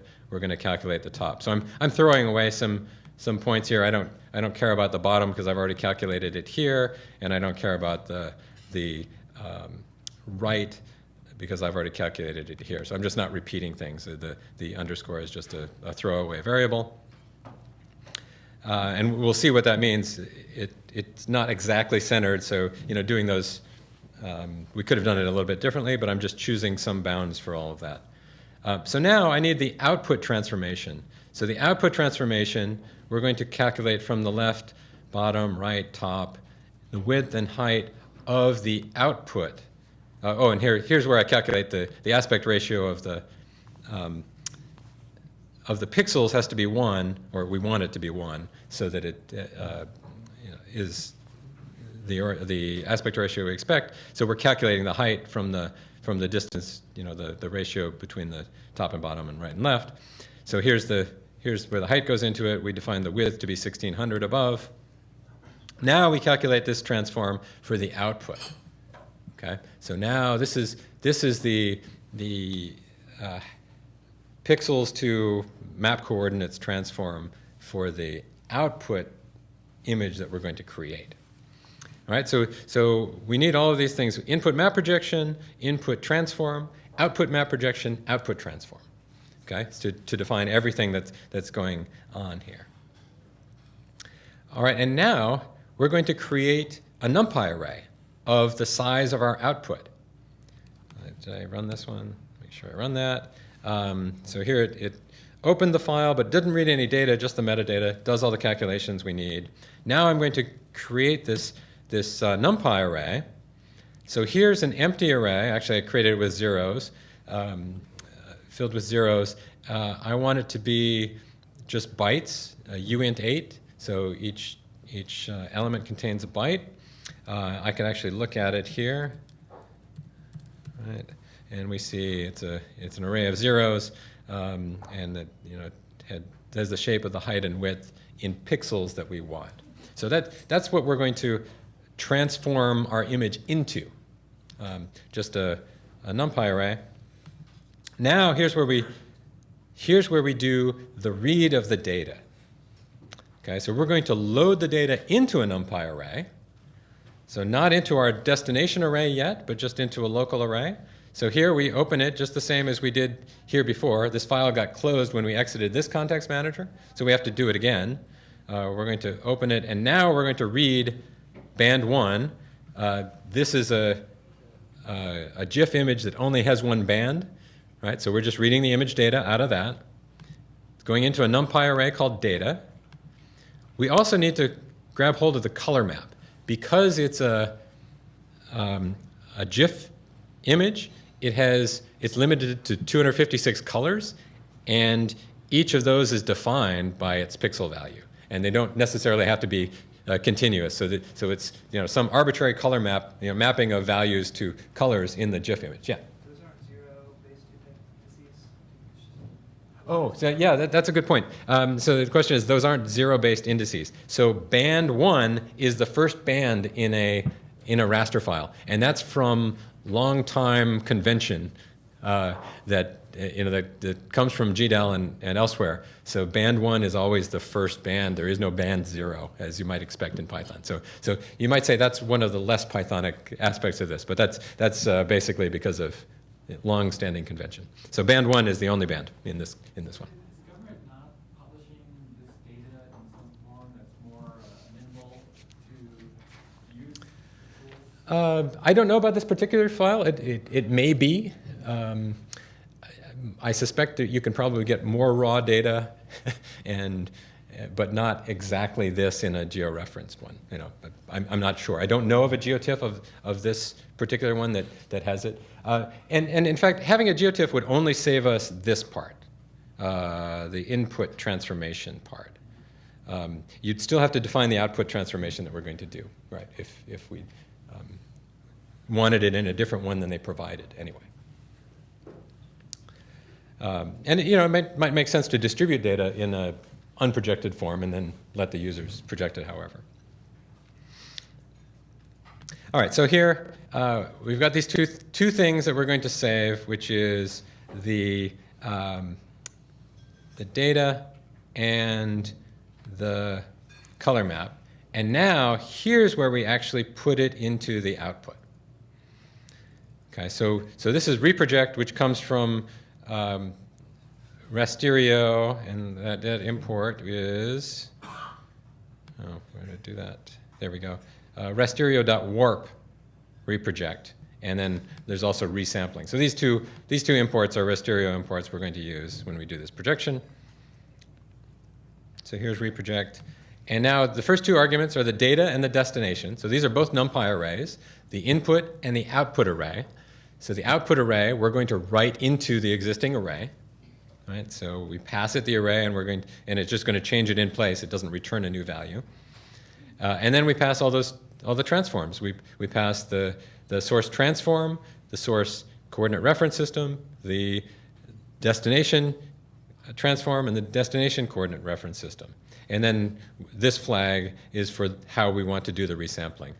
We want to make sure that it's not doing any interpolation, because this is a GIF image. So interpolation between adjacent pixel values might make no sense. You might have, a pixel value 10 next to a pixel value of 100. So if you interpolate to in between, you get something in the color map that isn't actually in between those colors, right? So the color map doesn't have to be continuous in a GIF file. So it might be totally meaningless to interpolate these values. So we want to make sure we do the nearest neighbor interpolation only. So we're going to only keep actual values that are in the file, right? Yeah, question? Why did you, I believe you mentioned, wrap the whole thing in Wisteria drivers? The only reason the reproject, I wouldn't have to, except that if I had made sure to copy the source transform in CRS into local variables, then could take it outside the context manager if I wanted. So I'm using this. Sorry. Oh wait, no, I already got that. Oh no, I think we could actually. Yeah. So this doesn't have to be in the context manager at this point. Right, that's the question? Why the reprojection itself is in the context manager? I think this could be outside. Let's test that. Or why it needs to be, why you need to do with All Wisteria right. drivers at all? What does that give you? Oh, the Wisteria drivers. Well, that's a context manager, the outer context manager for the drivers. I'm not sure about the design decision for that. Why you need to do this as well, but that it's loading things into memory, so it's making sure that those are freed when you go out of the context manager. Yeah.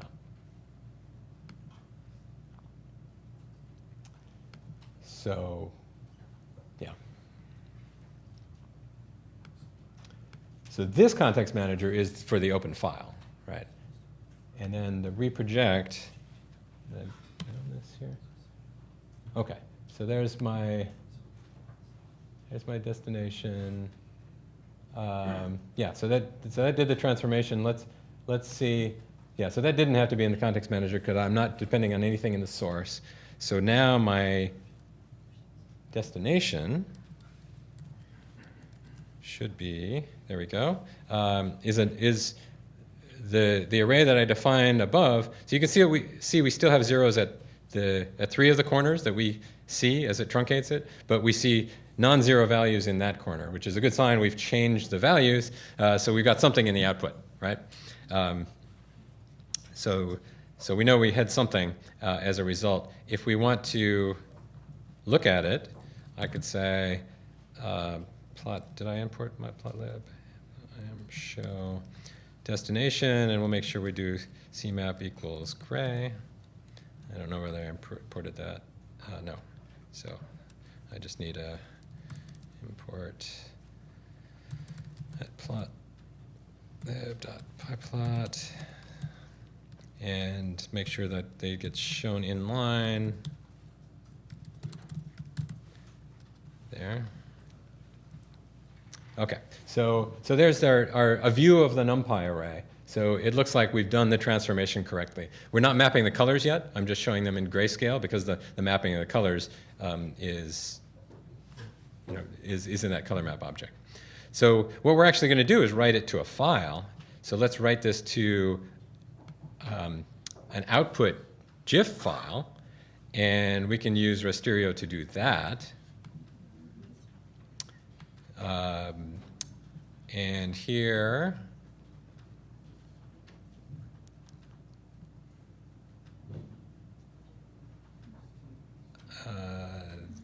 so we open the file with its metadata, the data type, width, height, as destination. Then we have to write the band into the file, and we have to write the color map into the file. So the color map is the same one that we read earlier. So that's going to actually create the file, and then this should reload. Although some caching, I'm not getting the new version.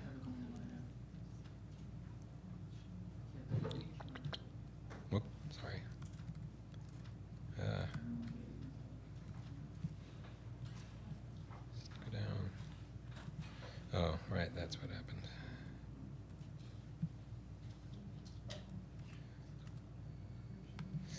All right, so if I go to the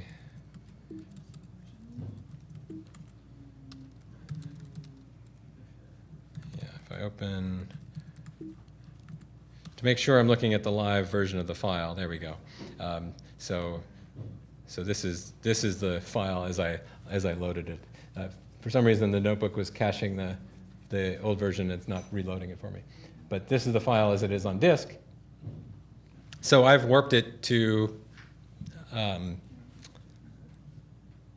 my Lambert equal area projection as you'd expect. So this looks like the map projection that we did. Now, why does it cut off the bottom there?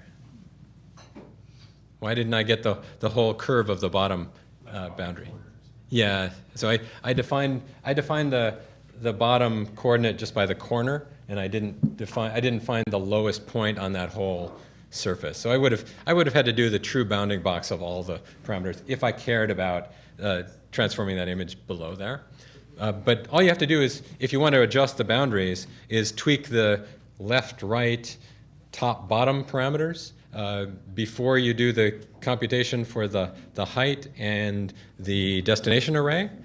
And you could truncate this, more tightly on the 48 states, or more broadly to include the bottom of the image if you want. So you can set the output to any subset of the region that you want, and it's just going to transform the points that are in that region.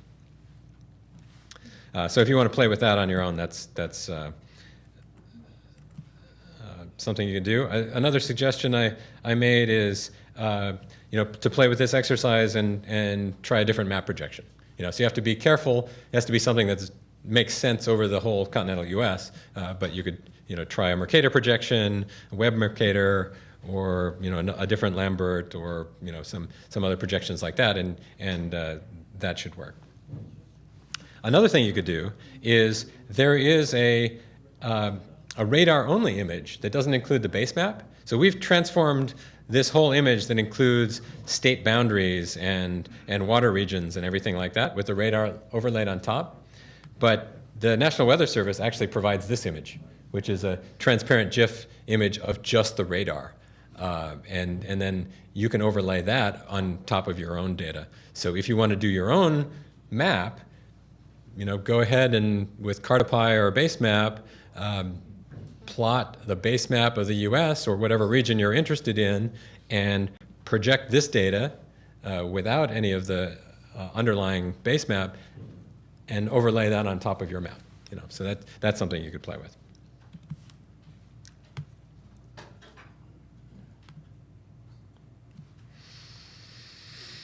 Okay, were people able to run that? Is that run okay for you, the Rasterio? No? I get a lot of kernel dying.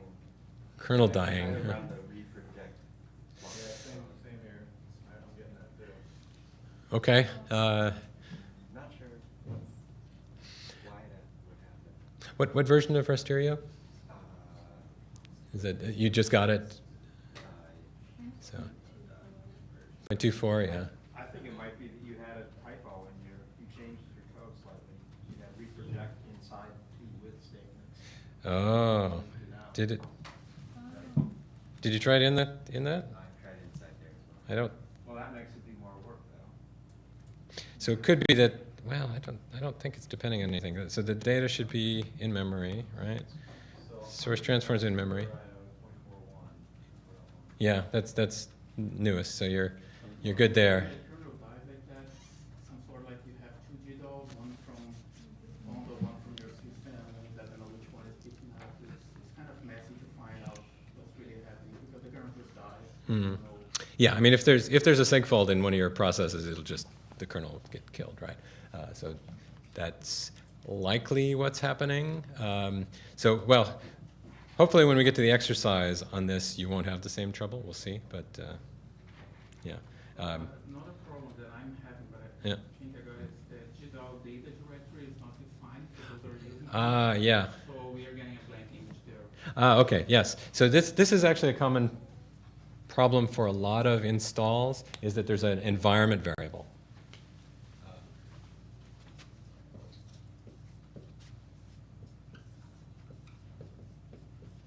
That environment variable defines a particular file where the projection parameters are, and this is used by, I believe it's Fiona that needs this. There's a particular file. If you see an error that says something like "can't find this file," okay. So gsc.csv, I think that's the right name. Is that the error you see? Yeah. So if you don't see that file, that's missing. It doesn't know where to find the projection parameters in this file. So this should have been installed in libgdal when you installed Fiona. Or not Fiona. Whichever brought in the dependency, well, maybe Fiona, maybe Rasterio. Either one should have brought in the libgdal dependency, I believe. And that should have this. So hopefully you got this on your system. Then you just have to set the environment variable to the right place. Yes? The data is there. And Yep. you set the environment variable before calling a Python. Yep. It doesn't work. I don't get the warning anymore, but I still get the blank image. Well, if you don't get the warning, it's not that problem. Yeah. So not to say that there is not a problem. Do you get the destination array here? So your destination array, is that non-zero in places? And you could actually test that. So instead of doing this, I just wanted to comment that out. I could say destination dot max should give me a max value 99. So the telling me the maximum pixel value in the destination array is 99. And so I initialized it to 0, so that means some data is getting in there for sure, even if I haven't seen what data it is. Right, so are you getting data into the destination directory? Or NumPy array? Yeah, there is some data, but it's not all zeros. Some are 89. Yeah, okay. So you're getting data there, so it might be the writing. So your GIF image is not showing up? It shows up just a flag. Yeah, and the one thing to do is what I did is actually look at this file.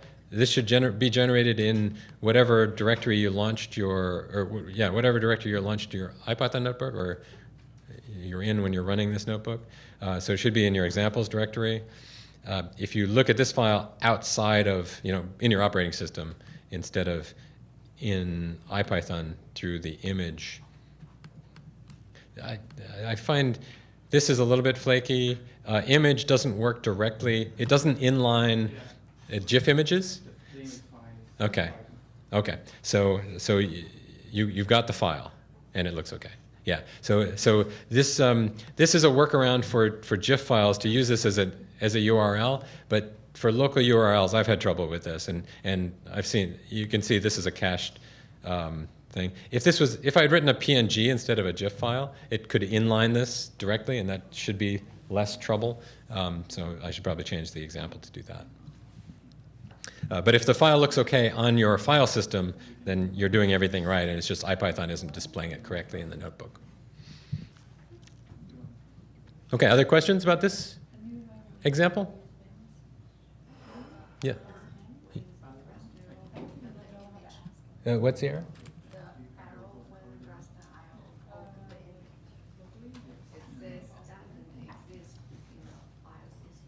Oh, okay. So you're not finding the path to the file. So if you look at way up at the beginning, there's an image location that's defined here. So if that file doesn't exist, then it means you're. Oh wait, that doesn't. It should. Are you not on the Wi-Fi? On the web. Okay. It's displayed. So the image is displayed, but the Rasterio open doesn't work on the remote one? What, and your different platforms, your Windows or Linux? Windows and your Mac. Okay, I haven't seen failures in that. Other people have seen failures on the web connection? Did it work for most people though, right? Yes? Yes, but how many people did it? How many people did the web opening the web file directly not work for? Not, so it failed. So a few. Okay. All right. So I did place a snapshot of that file in the data folder. If you want to look at that, you can try opening the local file. So it might be something with your proxy or something. That image comes up, but then it's one that's later. It's interesting. So That. yeah. So it might be the driver that Rasterio is using to open it is different than the one that IPython's using to open it. So yeah. So there may be some proxy issue or something like that. But yeah. So you can always open that local file and that should work. Yeah. Okay. Yeah. Sorry. I got the error unable to load the approach forward library. Is that? Oh. Yeah. Okay. So that ends up. Were you able to do the Proj 4 example before? Yes. That worked fine. And this is in the same environment. It doesn't and it gives you a Proj 4 error. It's saying null transformer. Oh, null transformer. Okay, so that error is. Saying unable to load proj.4 library. So it might be an error in the definition of the coordinate reference system. Although if it says cannot load. I fixed it by installing like a project for Okay.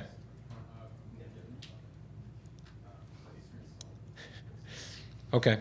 Yeah. So he said he fixed it by installing Proj 4 from not PyProj but Proj 4. Yeah. Okay. So he compiled and installed Proj 4 from the Git repo. We shouldn't have to do that. Hopefully that got installed for you. And I'm surprised that PyProj worked and this doesn't in that case. But yeah, it could be a difference in the Proj 4 library. Yeah. So you can try that. Okay. Well, we've got a few issues, but I think we're at least able to do most of this. All right. So let me go back here. I'm going to show you a few more quick examples, and then we'll do an exercise. So here's a few other things. We're not going to look at these in detail, but I have given you scripts to recreate these plots.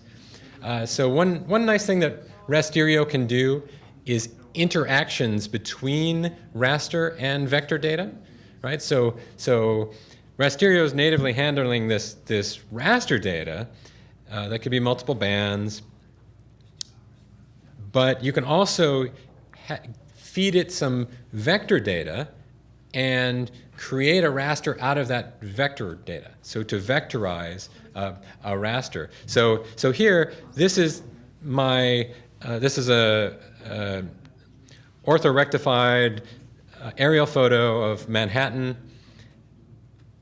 from the USGS, and I've plotted the shapefile.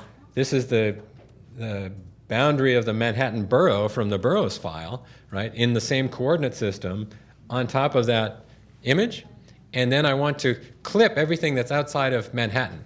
So I want to clip things in that image outside of Manhattan and make them white. So Rasterio can do that for us, and that is a rasterized function. You can pass it a polygon, which is a GeoJSON object. So I extracted that out of the boroughs file. I actually used GeoPandas to do that. We'll talk about that shortly. And transform that to the same coordinate system as the image file is in. And then you have to tell it what output shape you're going to put it in. And here I've generated a mask array. So this is just a Boolean values for is it inside this polygon or not. So I get the points that are inside Manhattan, and I use that to generate, to clip the values outside of the image. So that's how I generated the image on the right. So that script is in examples Rasterio mask. if you want to play with that. We won't take time for that now, but feel free to look at that. Another thing you can do is interact with other mapping libraries. So here's an example of taking a grid that was generated in Rasterio, plotting it in a matplotlib window, but using the CartoPy library to do the projection. So this photo has been put into a UTM zone projection for us, and we're going to plot that, but now we're going to use CartoPy to make it aware of the projection system, and then it's going to plot latitude and longitude grids on the overlaid here. And it doesn't show up that well at this scale, but you can see these dashed lines are oblique to the image file. And then the red lines, this is another shoreline. This comes from the natural earth data that's built into CartoPy. So this is a call to the coastlines to generate coastlines from this lower resolution data set than the Manhattan borough that we saw earlier. So the red lines come from a completely different data set, but is projected into the same map projection for us. So again, I'm not going to take time to go into that, but if you want to play with this example, there's a way to do that. Okay, but what I would like to take some time to do is an exercise for you to do in Rasterio. So this one is working with Landsat data. So we're going to look at exercises, Landsat exercise. And here. So exercises, Landsat exercise. All right, so now this is loading a Landsat data file and displaying data out of that. So now this is a multi-band file. If you execute the first cell, it should tell you, does it know where that input file. Now this one is from the data zip file that you needed to download from the website. So if you didn't do that, this exercise isn't going to work. You could play along with the Manhattan TIFF file if you want, but otherwise you need this file.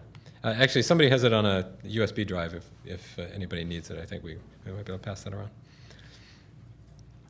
All right, so then in this exercise, what I ask you to do is first explore it with the command line. Let me make this a little bit bigger. So use the command line tool Rio and get the information about the size of the image and the number of bands and so on.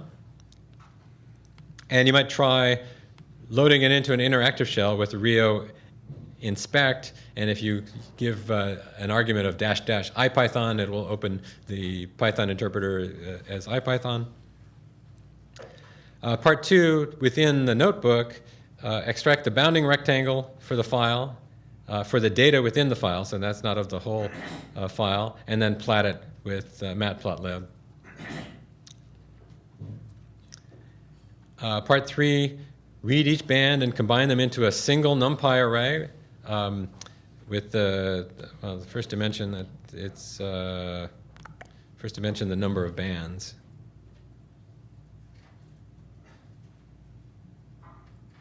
Yeah, first dimension has the number of bands. So what I want to do is have a single multi-layered NumPy array that contains all of the data, all of the band data, and then plot a histogram for each band, right? So see what the values are for the histogram. So you'll have to flatten each array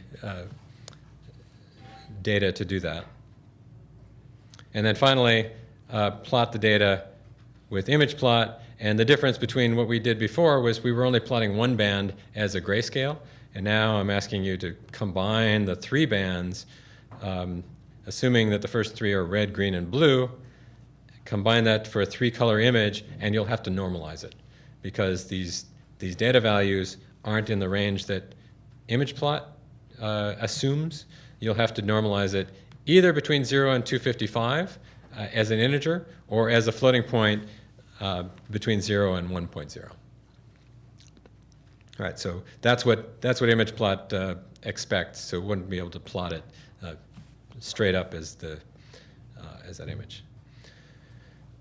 So you'll have to normalize it, and you could think about, if you have time, how you would do a better job of normalizing this data than the simplest one.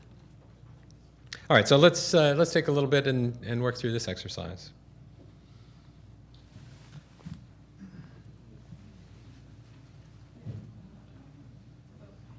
First of all, make sure that you can read the data into an array.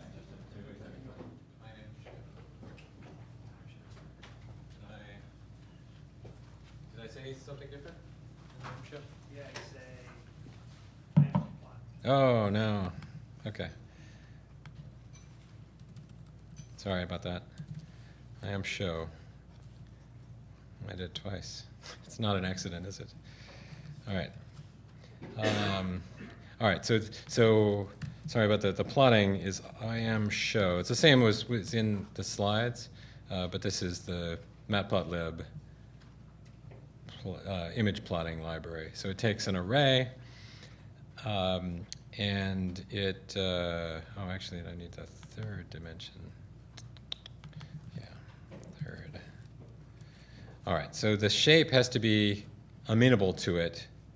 So the array here, if it's a 2D array, it'll just plot that as an image. But if it's a 3D array, you want it to be n by m by 3. So that's the arrangement you need to put the bands into, n by m by 3. Rasterio will actually read a 3 by n by m for you, but you need to reshape it into this, or you need to just construct this array yourself in this shape. And then you need to scale it. So what that means, three layers, n by 3, means red, green, blue layers. It's going to use those for colors. And they have to be normalized either as integers 0 to 255 or as floats from 0 to 1.0. And then they don't take a color map. If you use RGB, it doesn't take a color map. If you use 4 bands, you can have an alpha channel, but we don't have to worry about that. Okay, so yeah, sorry about that. It's imshow is the command.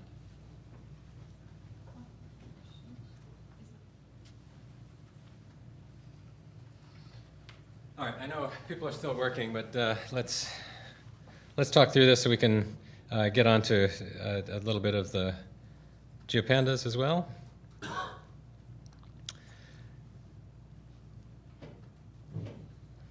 All right, so we have the input file here.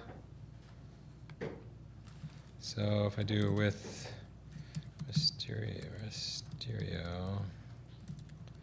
open input file, and we'll just use as source.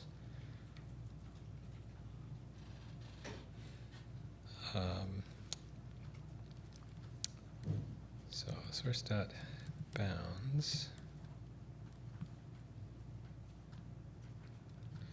And other people noticed I did an import from future import print function so that I can't use print statements anymore. So you have to halfway to Python 3. So that was enforcement for me to make sure that I actually wrote mostly Python 3 compatible notebooks. I didn't always test everything there, but at least that part would work. All right, so there's a bounding box. Then you could extract the coordinates there and plot it. There's also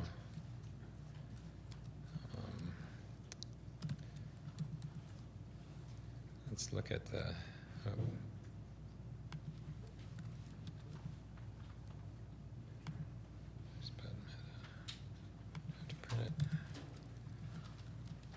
There we go.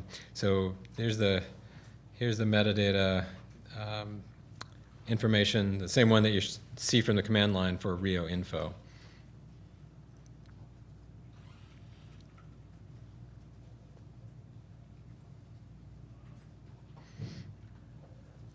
Okay, so you could extract those limits. Let's go on and look at extracting it as a NumPy array. So here we want to grab the data. Well, one other thing to be clear here, we got 3 bands. So they are just RGB. There are no extra bands here. So this was a Landsat data file. It had, I don't know, 11 bands or something like that. And I truncated it so it only has 3, just so it's a smaller file to distribute. So we're just going to plot the RGB. So let's open the file here. And now let's just, you can load them all at once and reshape, but I'm just going to load them into 3 separate arrays. So I'm just going to do R is source.read1, G equals source.read2, and B equals source.read3. Okay, so that's going to read the 3 data files into arrays. Okay, and I'm just going to open a new cell. So if I look at r.shape, I see it has the shape of my whole array. It's a 2D array, and it's a little bigger than the other ones we've worked with. 7,000 something by 7,000 something. So we can IM show just the red band like we did before in the other example. So IM show R, and then I want to give it a color map. If I don't give it a color map, it's going to give us some weird false color thing. So it's usually nicest to look at these in grayscale. And if I show that, it's going to, did I not do inline? Let me do matplotlib inline.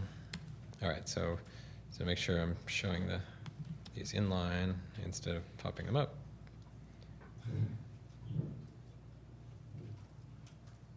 All right. And it takes a little bit longer to calculate these, but here. Okay, so there's my data. Matplotlib inline. I'll just put it here. I could have done it there. Inline. That you need to do in the notebook to make sure that the images get inlined. All right, so there I'm just, sorry? Okay, yeah, executed, make sure it works. And that's going to just show me the red image. What this actually asks is not the image though, but to do a histogram. So here I want to do plot.histogram. So then the color map doesn't make sense.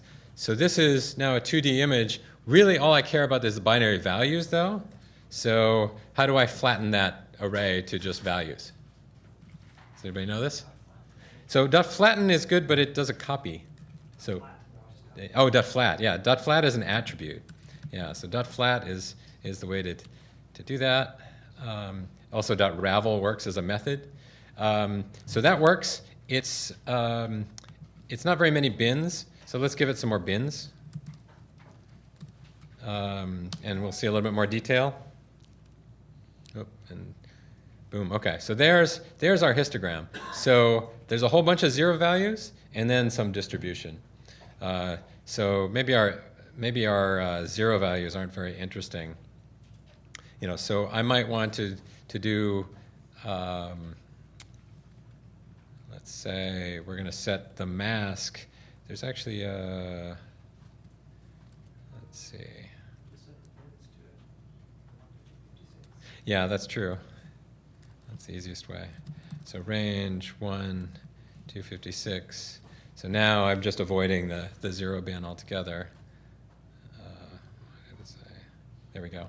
So there's my histogram of the red channel, right?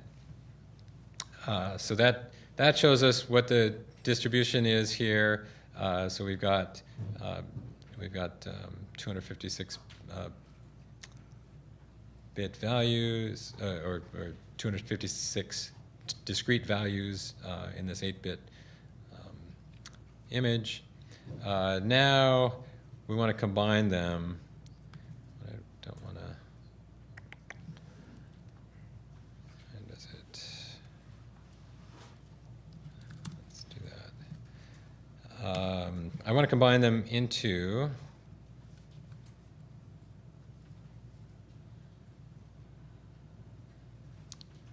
a stacked plot. So the easiest way to, or a stacked array, easiest way to do that is to have, well, let's see, yeah, I'll make a data array, and I can do np.dstack for depth stack of RGB. And actually it needs to be a list, and I want to see data.shape and make sure I did that right. Yes, okay. So there, data.shape is n by m by 3.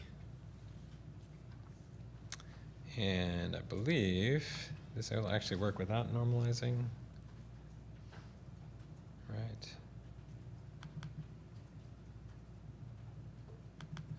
So if we're just going to plot them straight up, we'll get something like that. There we go. So that's a color image. It's a little bit small. Right? Yeah, doesn't look very good there. The contrast isn't very good, but it should be better on yours. So there's a color image output of this Landsat region.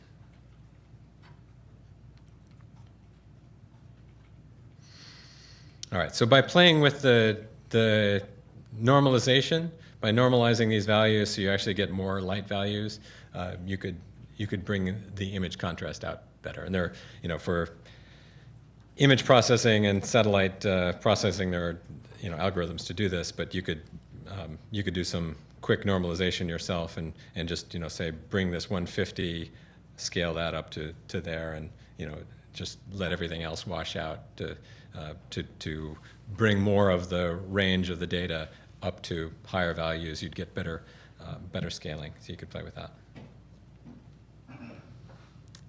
Okay, but that's the quick and dirty color image out of that file.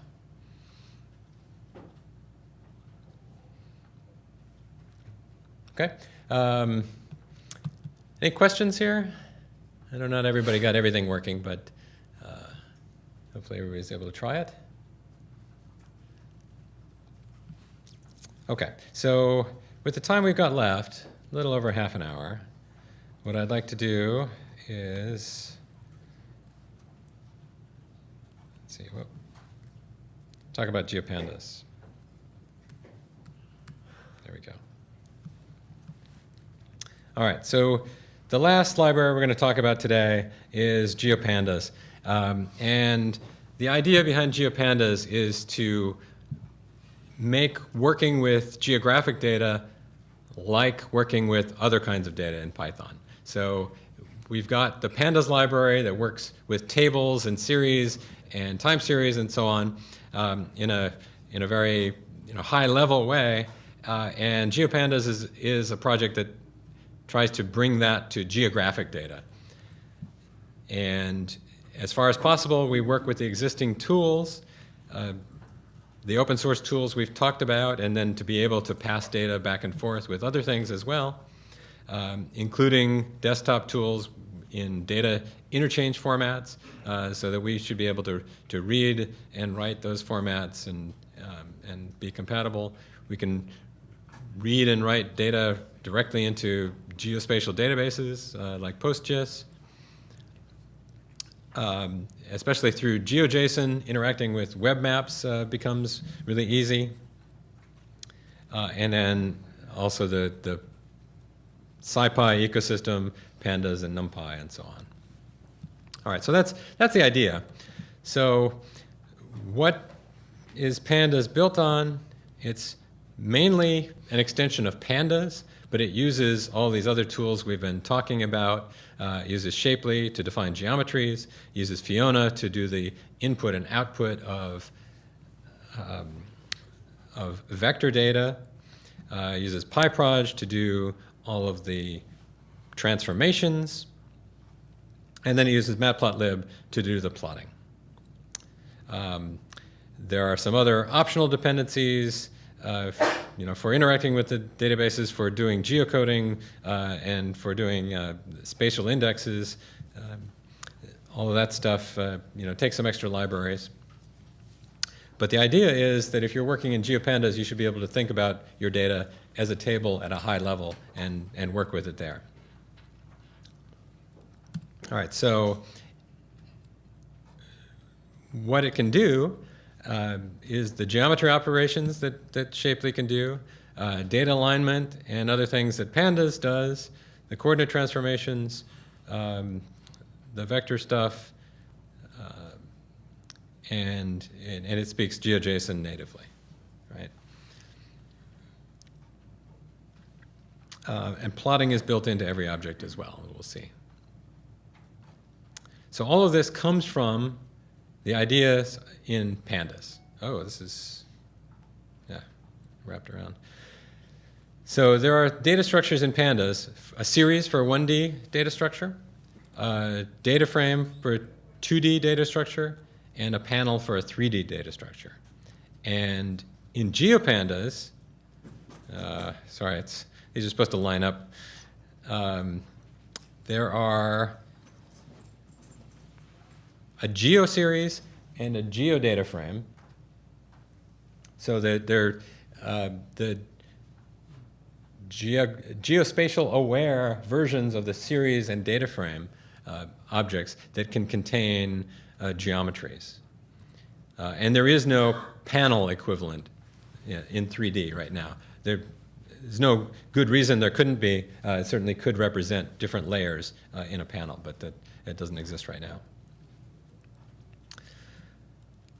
Okay, so the series is the basic pure geometry, and a geodata frame is, you can think about it as each row is a feature, and the geometry column is the pure geometry associated with that feature. So thinking about it like the simple features that we looked at before, that's how it works.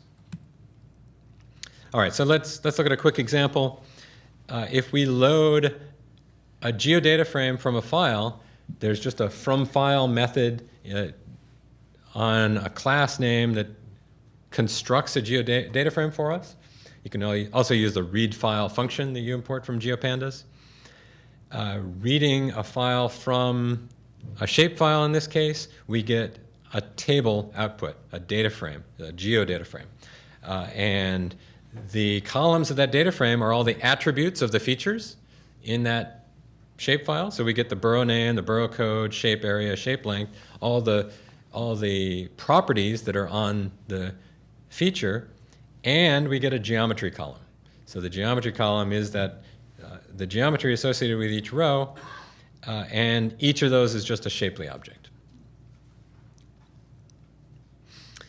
All right, so here I did a couple operations to change the index. So we got the burrow code column became the index, so we're numbered 1 through 5, and then sort the results by the index. So we have the rows sorted by burrow code, so Manhattan, Bronx, Brooklyn, Queens, Staten Island.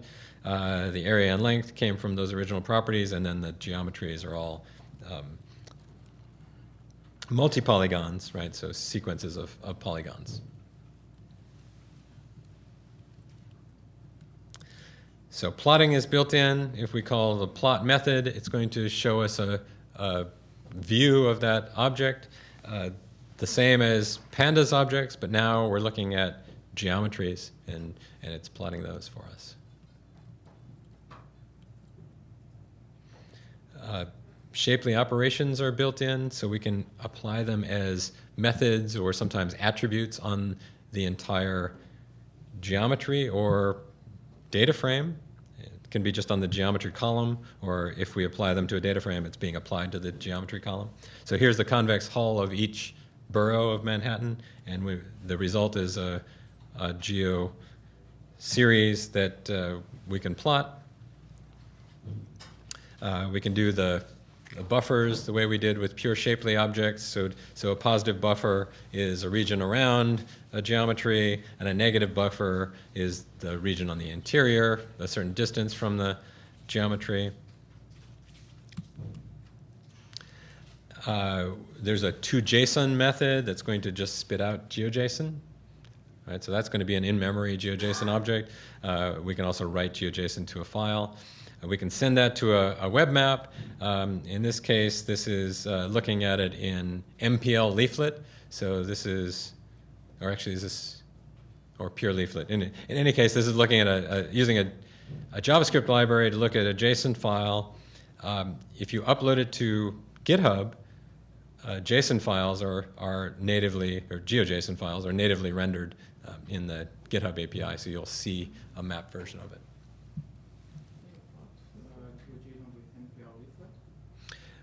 You can, well, MPL leaflet, you can plot anything you can plot in, in Matplotlib. But in leaflet you plot JSON, GeoJSON, So it's one or the other, Geocoding, so you can send addresses to a geocoding backend. This is done by SciPy. So in this case, these are just strings with address specifications, and it's going to look at them in whatever the default backend is. This can wrap the Google Maps API or the Nomatim OpenStreetMaps API, or several other geocoding APIs to get points back out of strings, and then the result is just a data frame, a geodata frame. So you get the address, the normalized address, and the geometry for each one as a point. All right, so let's take a quick look at an example.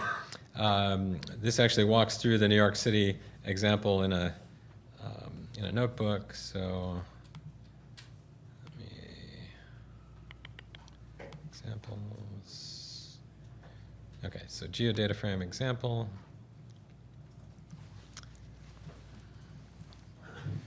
All right, so this is similar to what I showed you already. We do these imports. Here we're reading the file actually directly from a zip file. We don't have to unpack. I mentioned before, a shapefile is actually a collection of files. Here we're reading the zip file directly as a virtual file system, and it's looking for the base shapefile and gets all the associated metadata associated with that without unzipping it in place. So that's a straight geodata frame. So we've got 5 columns. One of them is geometry. And now we do the index switch, where we want to set the index to the borough code, and then we'll sort it. Okay, and then that's as we showed in the slides.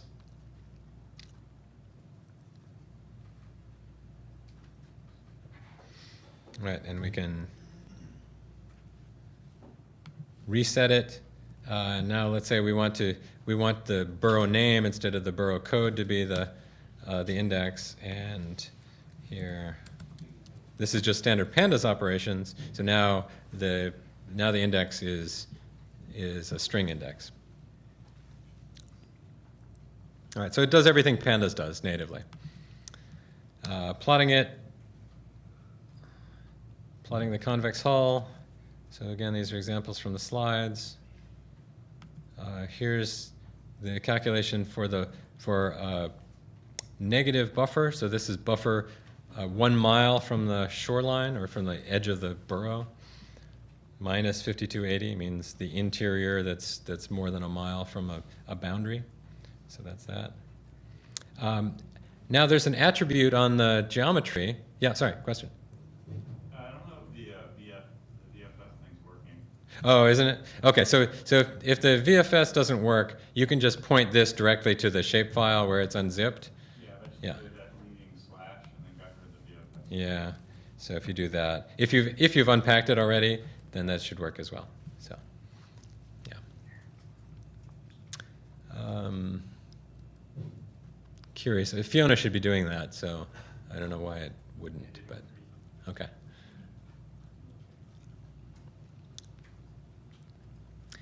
All right. So there's an attribute on the geometry here. So here, eroded is just a pure geometry series, a geoseries.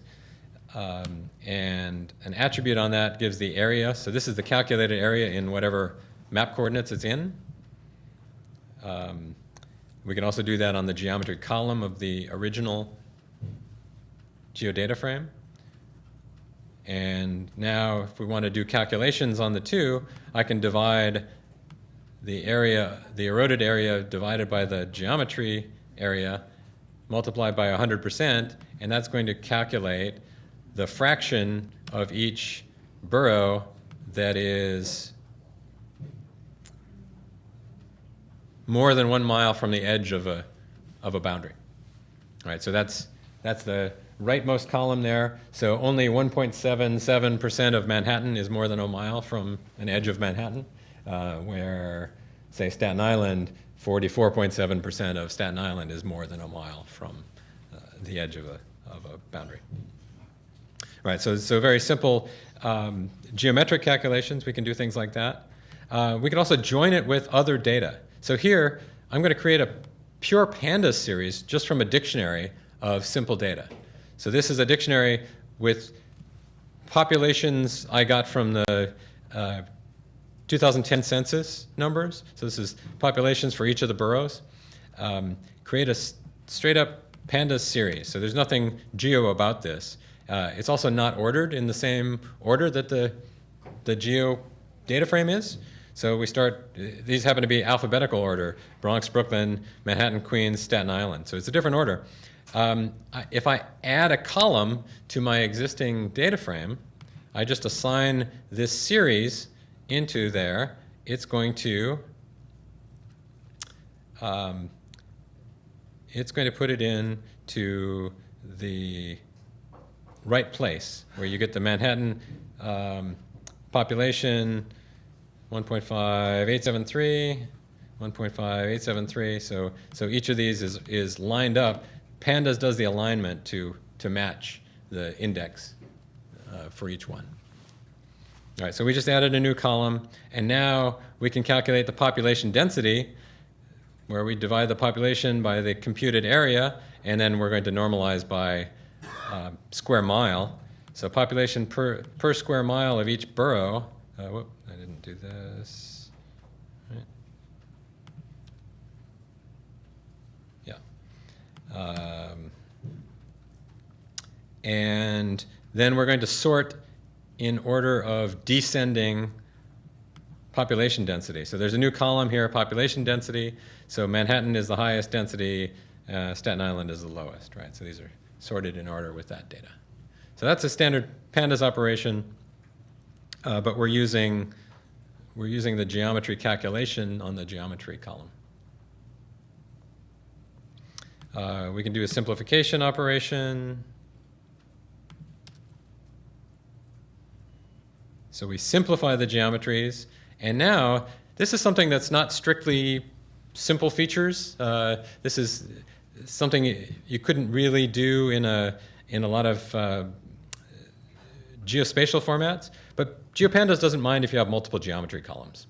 So I can say, let's give it the simplified geometry a new column, and I'm going to switch in place which one the pandas understands to be its geometry.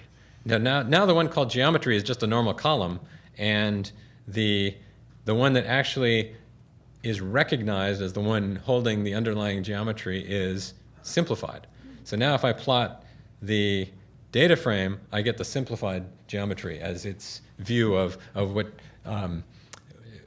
its geometries are, where the original geometry data is still there in a column, but they're just objects that are data. There's nothing special about them anymore. So I can switch them back and forth with the set geometry method. Borrows does set geometry. Geometry, calling the geometry column would put it back. All right, so that's a quick example of working with geodata frames. I've got a bunch of other links to notebooks. So these aren't, the other ones besides that one aren't things that I've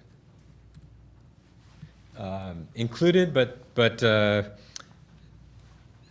links to the NB Viewer where these notebooks are available. So if you want to look at some other examples of doing things in GeoPandas, that's there.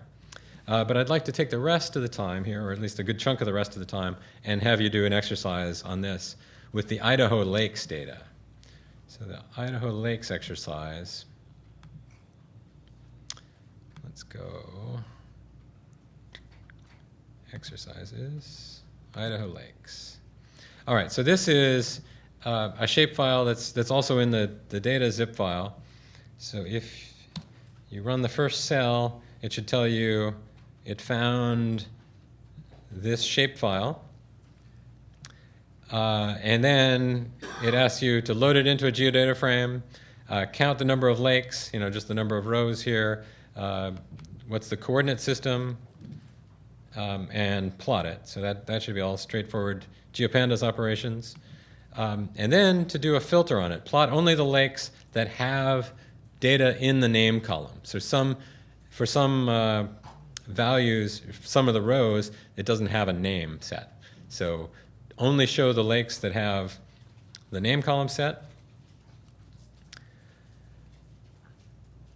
Calculate the area of the lakes and check what the units are. And compare the calculated areas with the ones that are provided in the area column, right? So one of the properties on the features is the area. So see if your calculated areas correspond to that. So I suggest look at the relative difference between them. Right, and then the bonus is if you want to take the bounding box from the Landsat exercise and plot it on the same scale as the lakes, you could do that. So go ahead and take a little time and play with the lakes data here.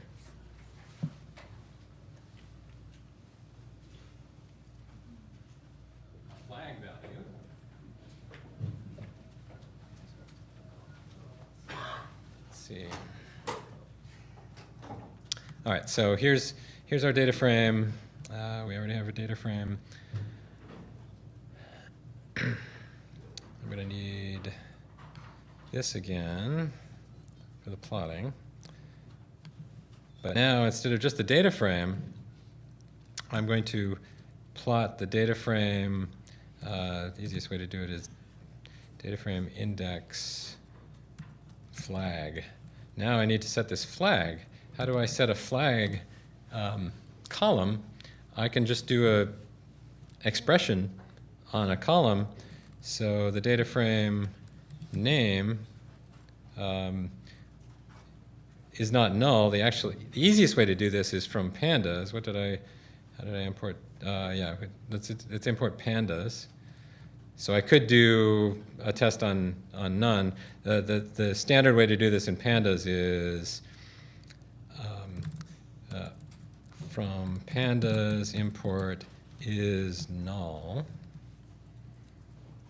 and use is null name, and then that will be the null values. I actually want the not null values, so I need to invert that, and I use the inversion there.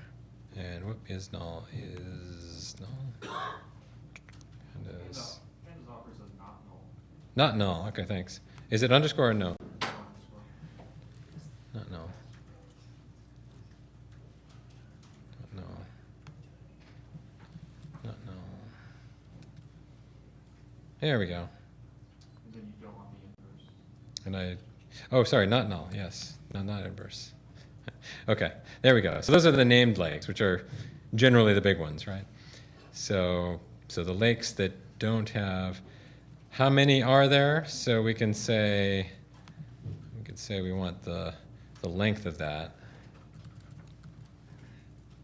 or actually, the way to do that, you could say print some flag would give us that as well. 51. So 51 of the lakes have the name column set. All right, and the last part is to look at the area. So data frame geometry is the pure geometry column, right? And if we want to get the area, we can just do that. We can also just use the geometry attribute. That's actually the more robust way in case you switch the name of the geometry column. So df.geometry.area is here, and I said compare it with the calculated area column. So we could do a difference, the data frame area. So this is the loaded area versus the calculated area. So this is just an absolute difference. That's maybe not that useful, but the relative difference should be interesting. And let's take their number as the divisor, multiply it by 100, say, and there we have differences between the calculated area and the pre-calculated area in percentages. So that percent difference, that's like 0.003% difference. So we're tens of parts per million, I guess, in difference. And then some of these down here are 0.001. So that's 1.5 parts per million. No, 15 parts per million. All right, so that this area calculation, that's the flat Earth calculation in whatever coordinate system we're in, right? That Shapley's doing, and this area is however it was done, by the GIS analyst who prepared this file, and it's just showing us we're pretty close. What was the coordinate reference system? So yeah, so there's this. It's some state plane coordinates.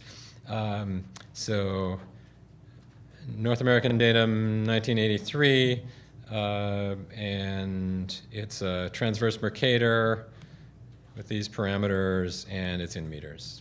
Yeah. Why this project doesn't autocomplete as the others? Which one? Why doesn't property autocomplete? Because, I kept seeing the Ah. CRS and I couldn't find it. That's a good question. Is that universal in IPython? Do other properties autocomplete?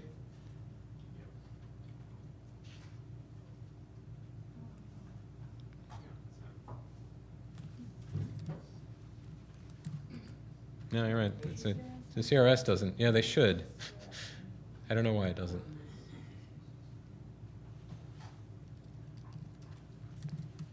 Good question. I'll see if I can figure out if we're missing something that could do that. It might be a property or something like that. Well, it is a property. I have the same problem with my Yeah. Yeah. I have the same problem with my package. That all the properties that I added to Panda did Hmm. not complete. Hmm. Yeah. It might be Yeah. one of those calculator. It is, but Not like method. it is a calculated property. I'm just not sure why it. Might not post it. Is that true for other packages? All right, so we are running low on time, so I need to wrap up soon. But are there any other questions on this exercise before we go? I'll be around if people want to ask me questions later as well. So feel free. But hopefully that's a little taste of what you can do in GeoPandas.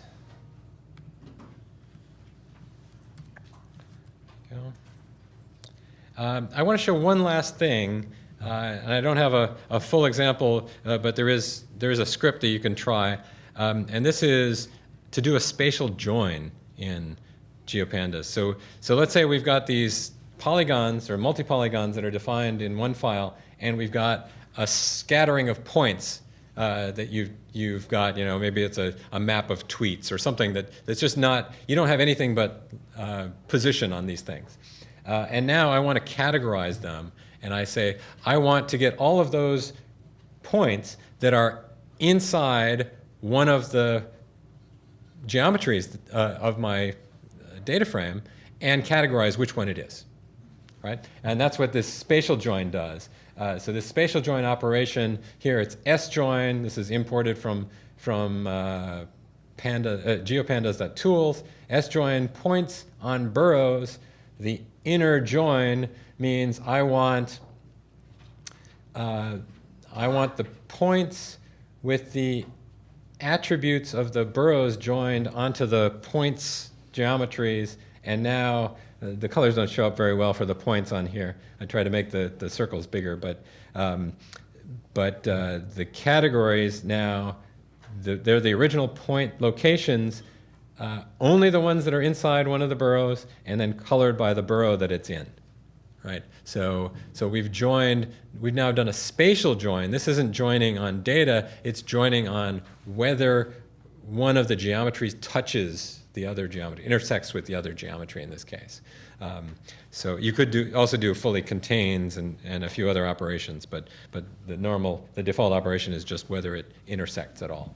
So here we've selected spatial, based on some spatial criteria, one data set from another.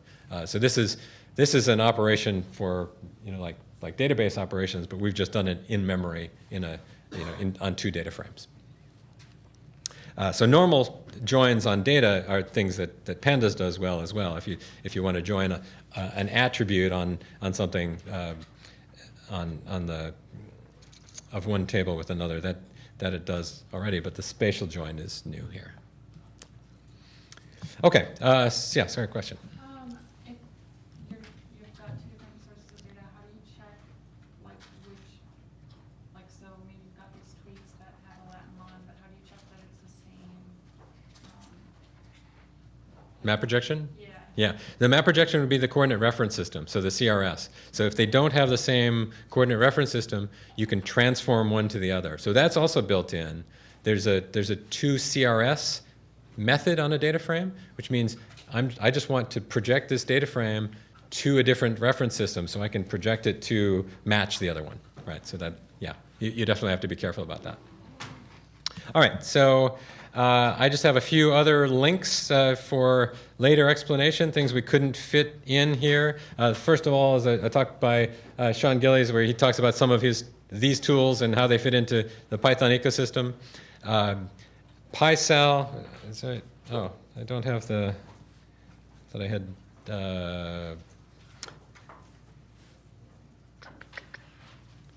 well, anyway, PySal is geostatistics in Python. PostGIS is a nice open source database that can work with some of these tools. Leaflet, MPL Leaflet, and D3Geo are JavaScript-based tools that you can interact with MPL Leaflet directly through the Matplotlib interface, and Leaflet and D3 through GeoJSON. And that's, you can do a lot of nice visualization that way. So that's definitely worth exploring on the visualization side. So on that, we're out of time. So I will let you go to lunch, but I hope you enjoyed the tutorial, and I'll be around if you want to ask any other questions. Thanks.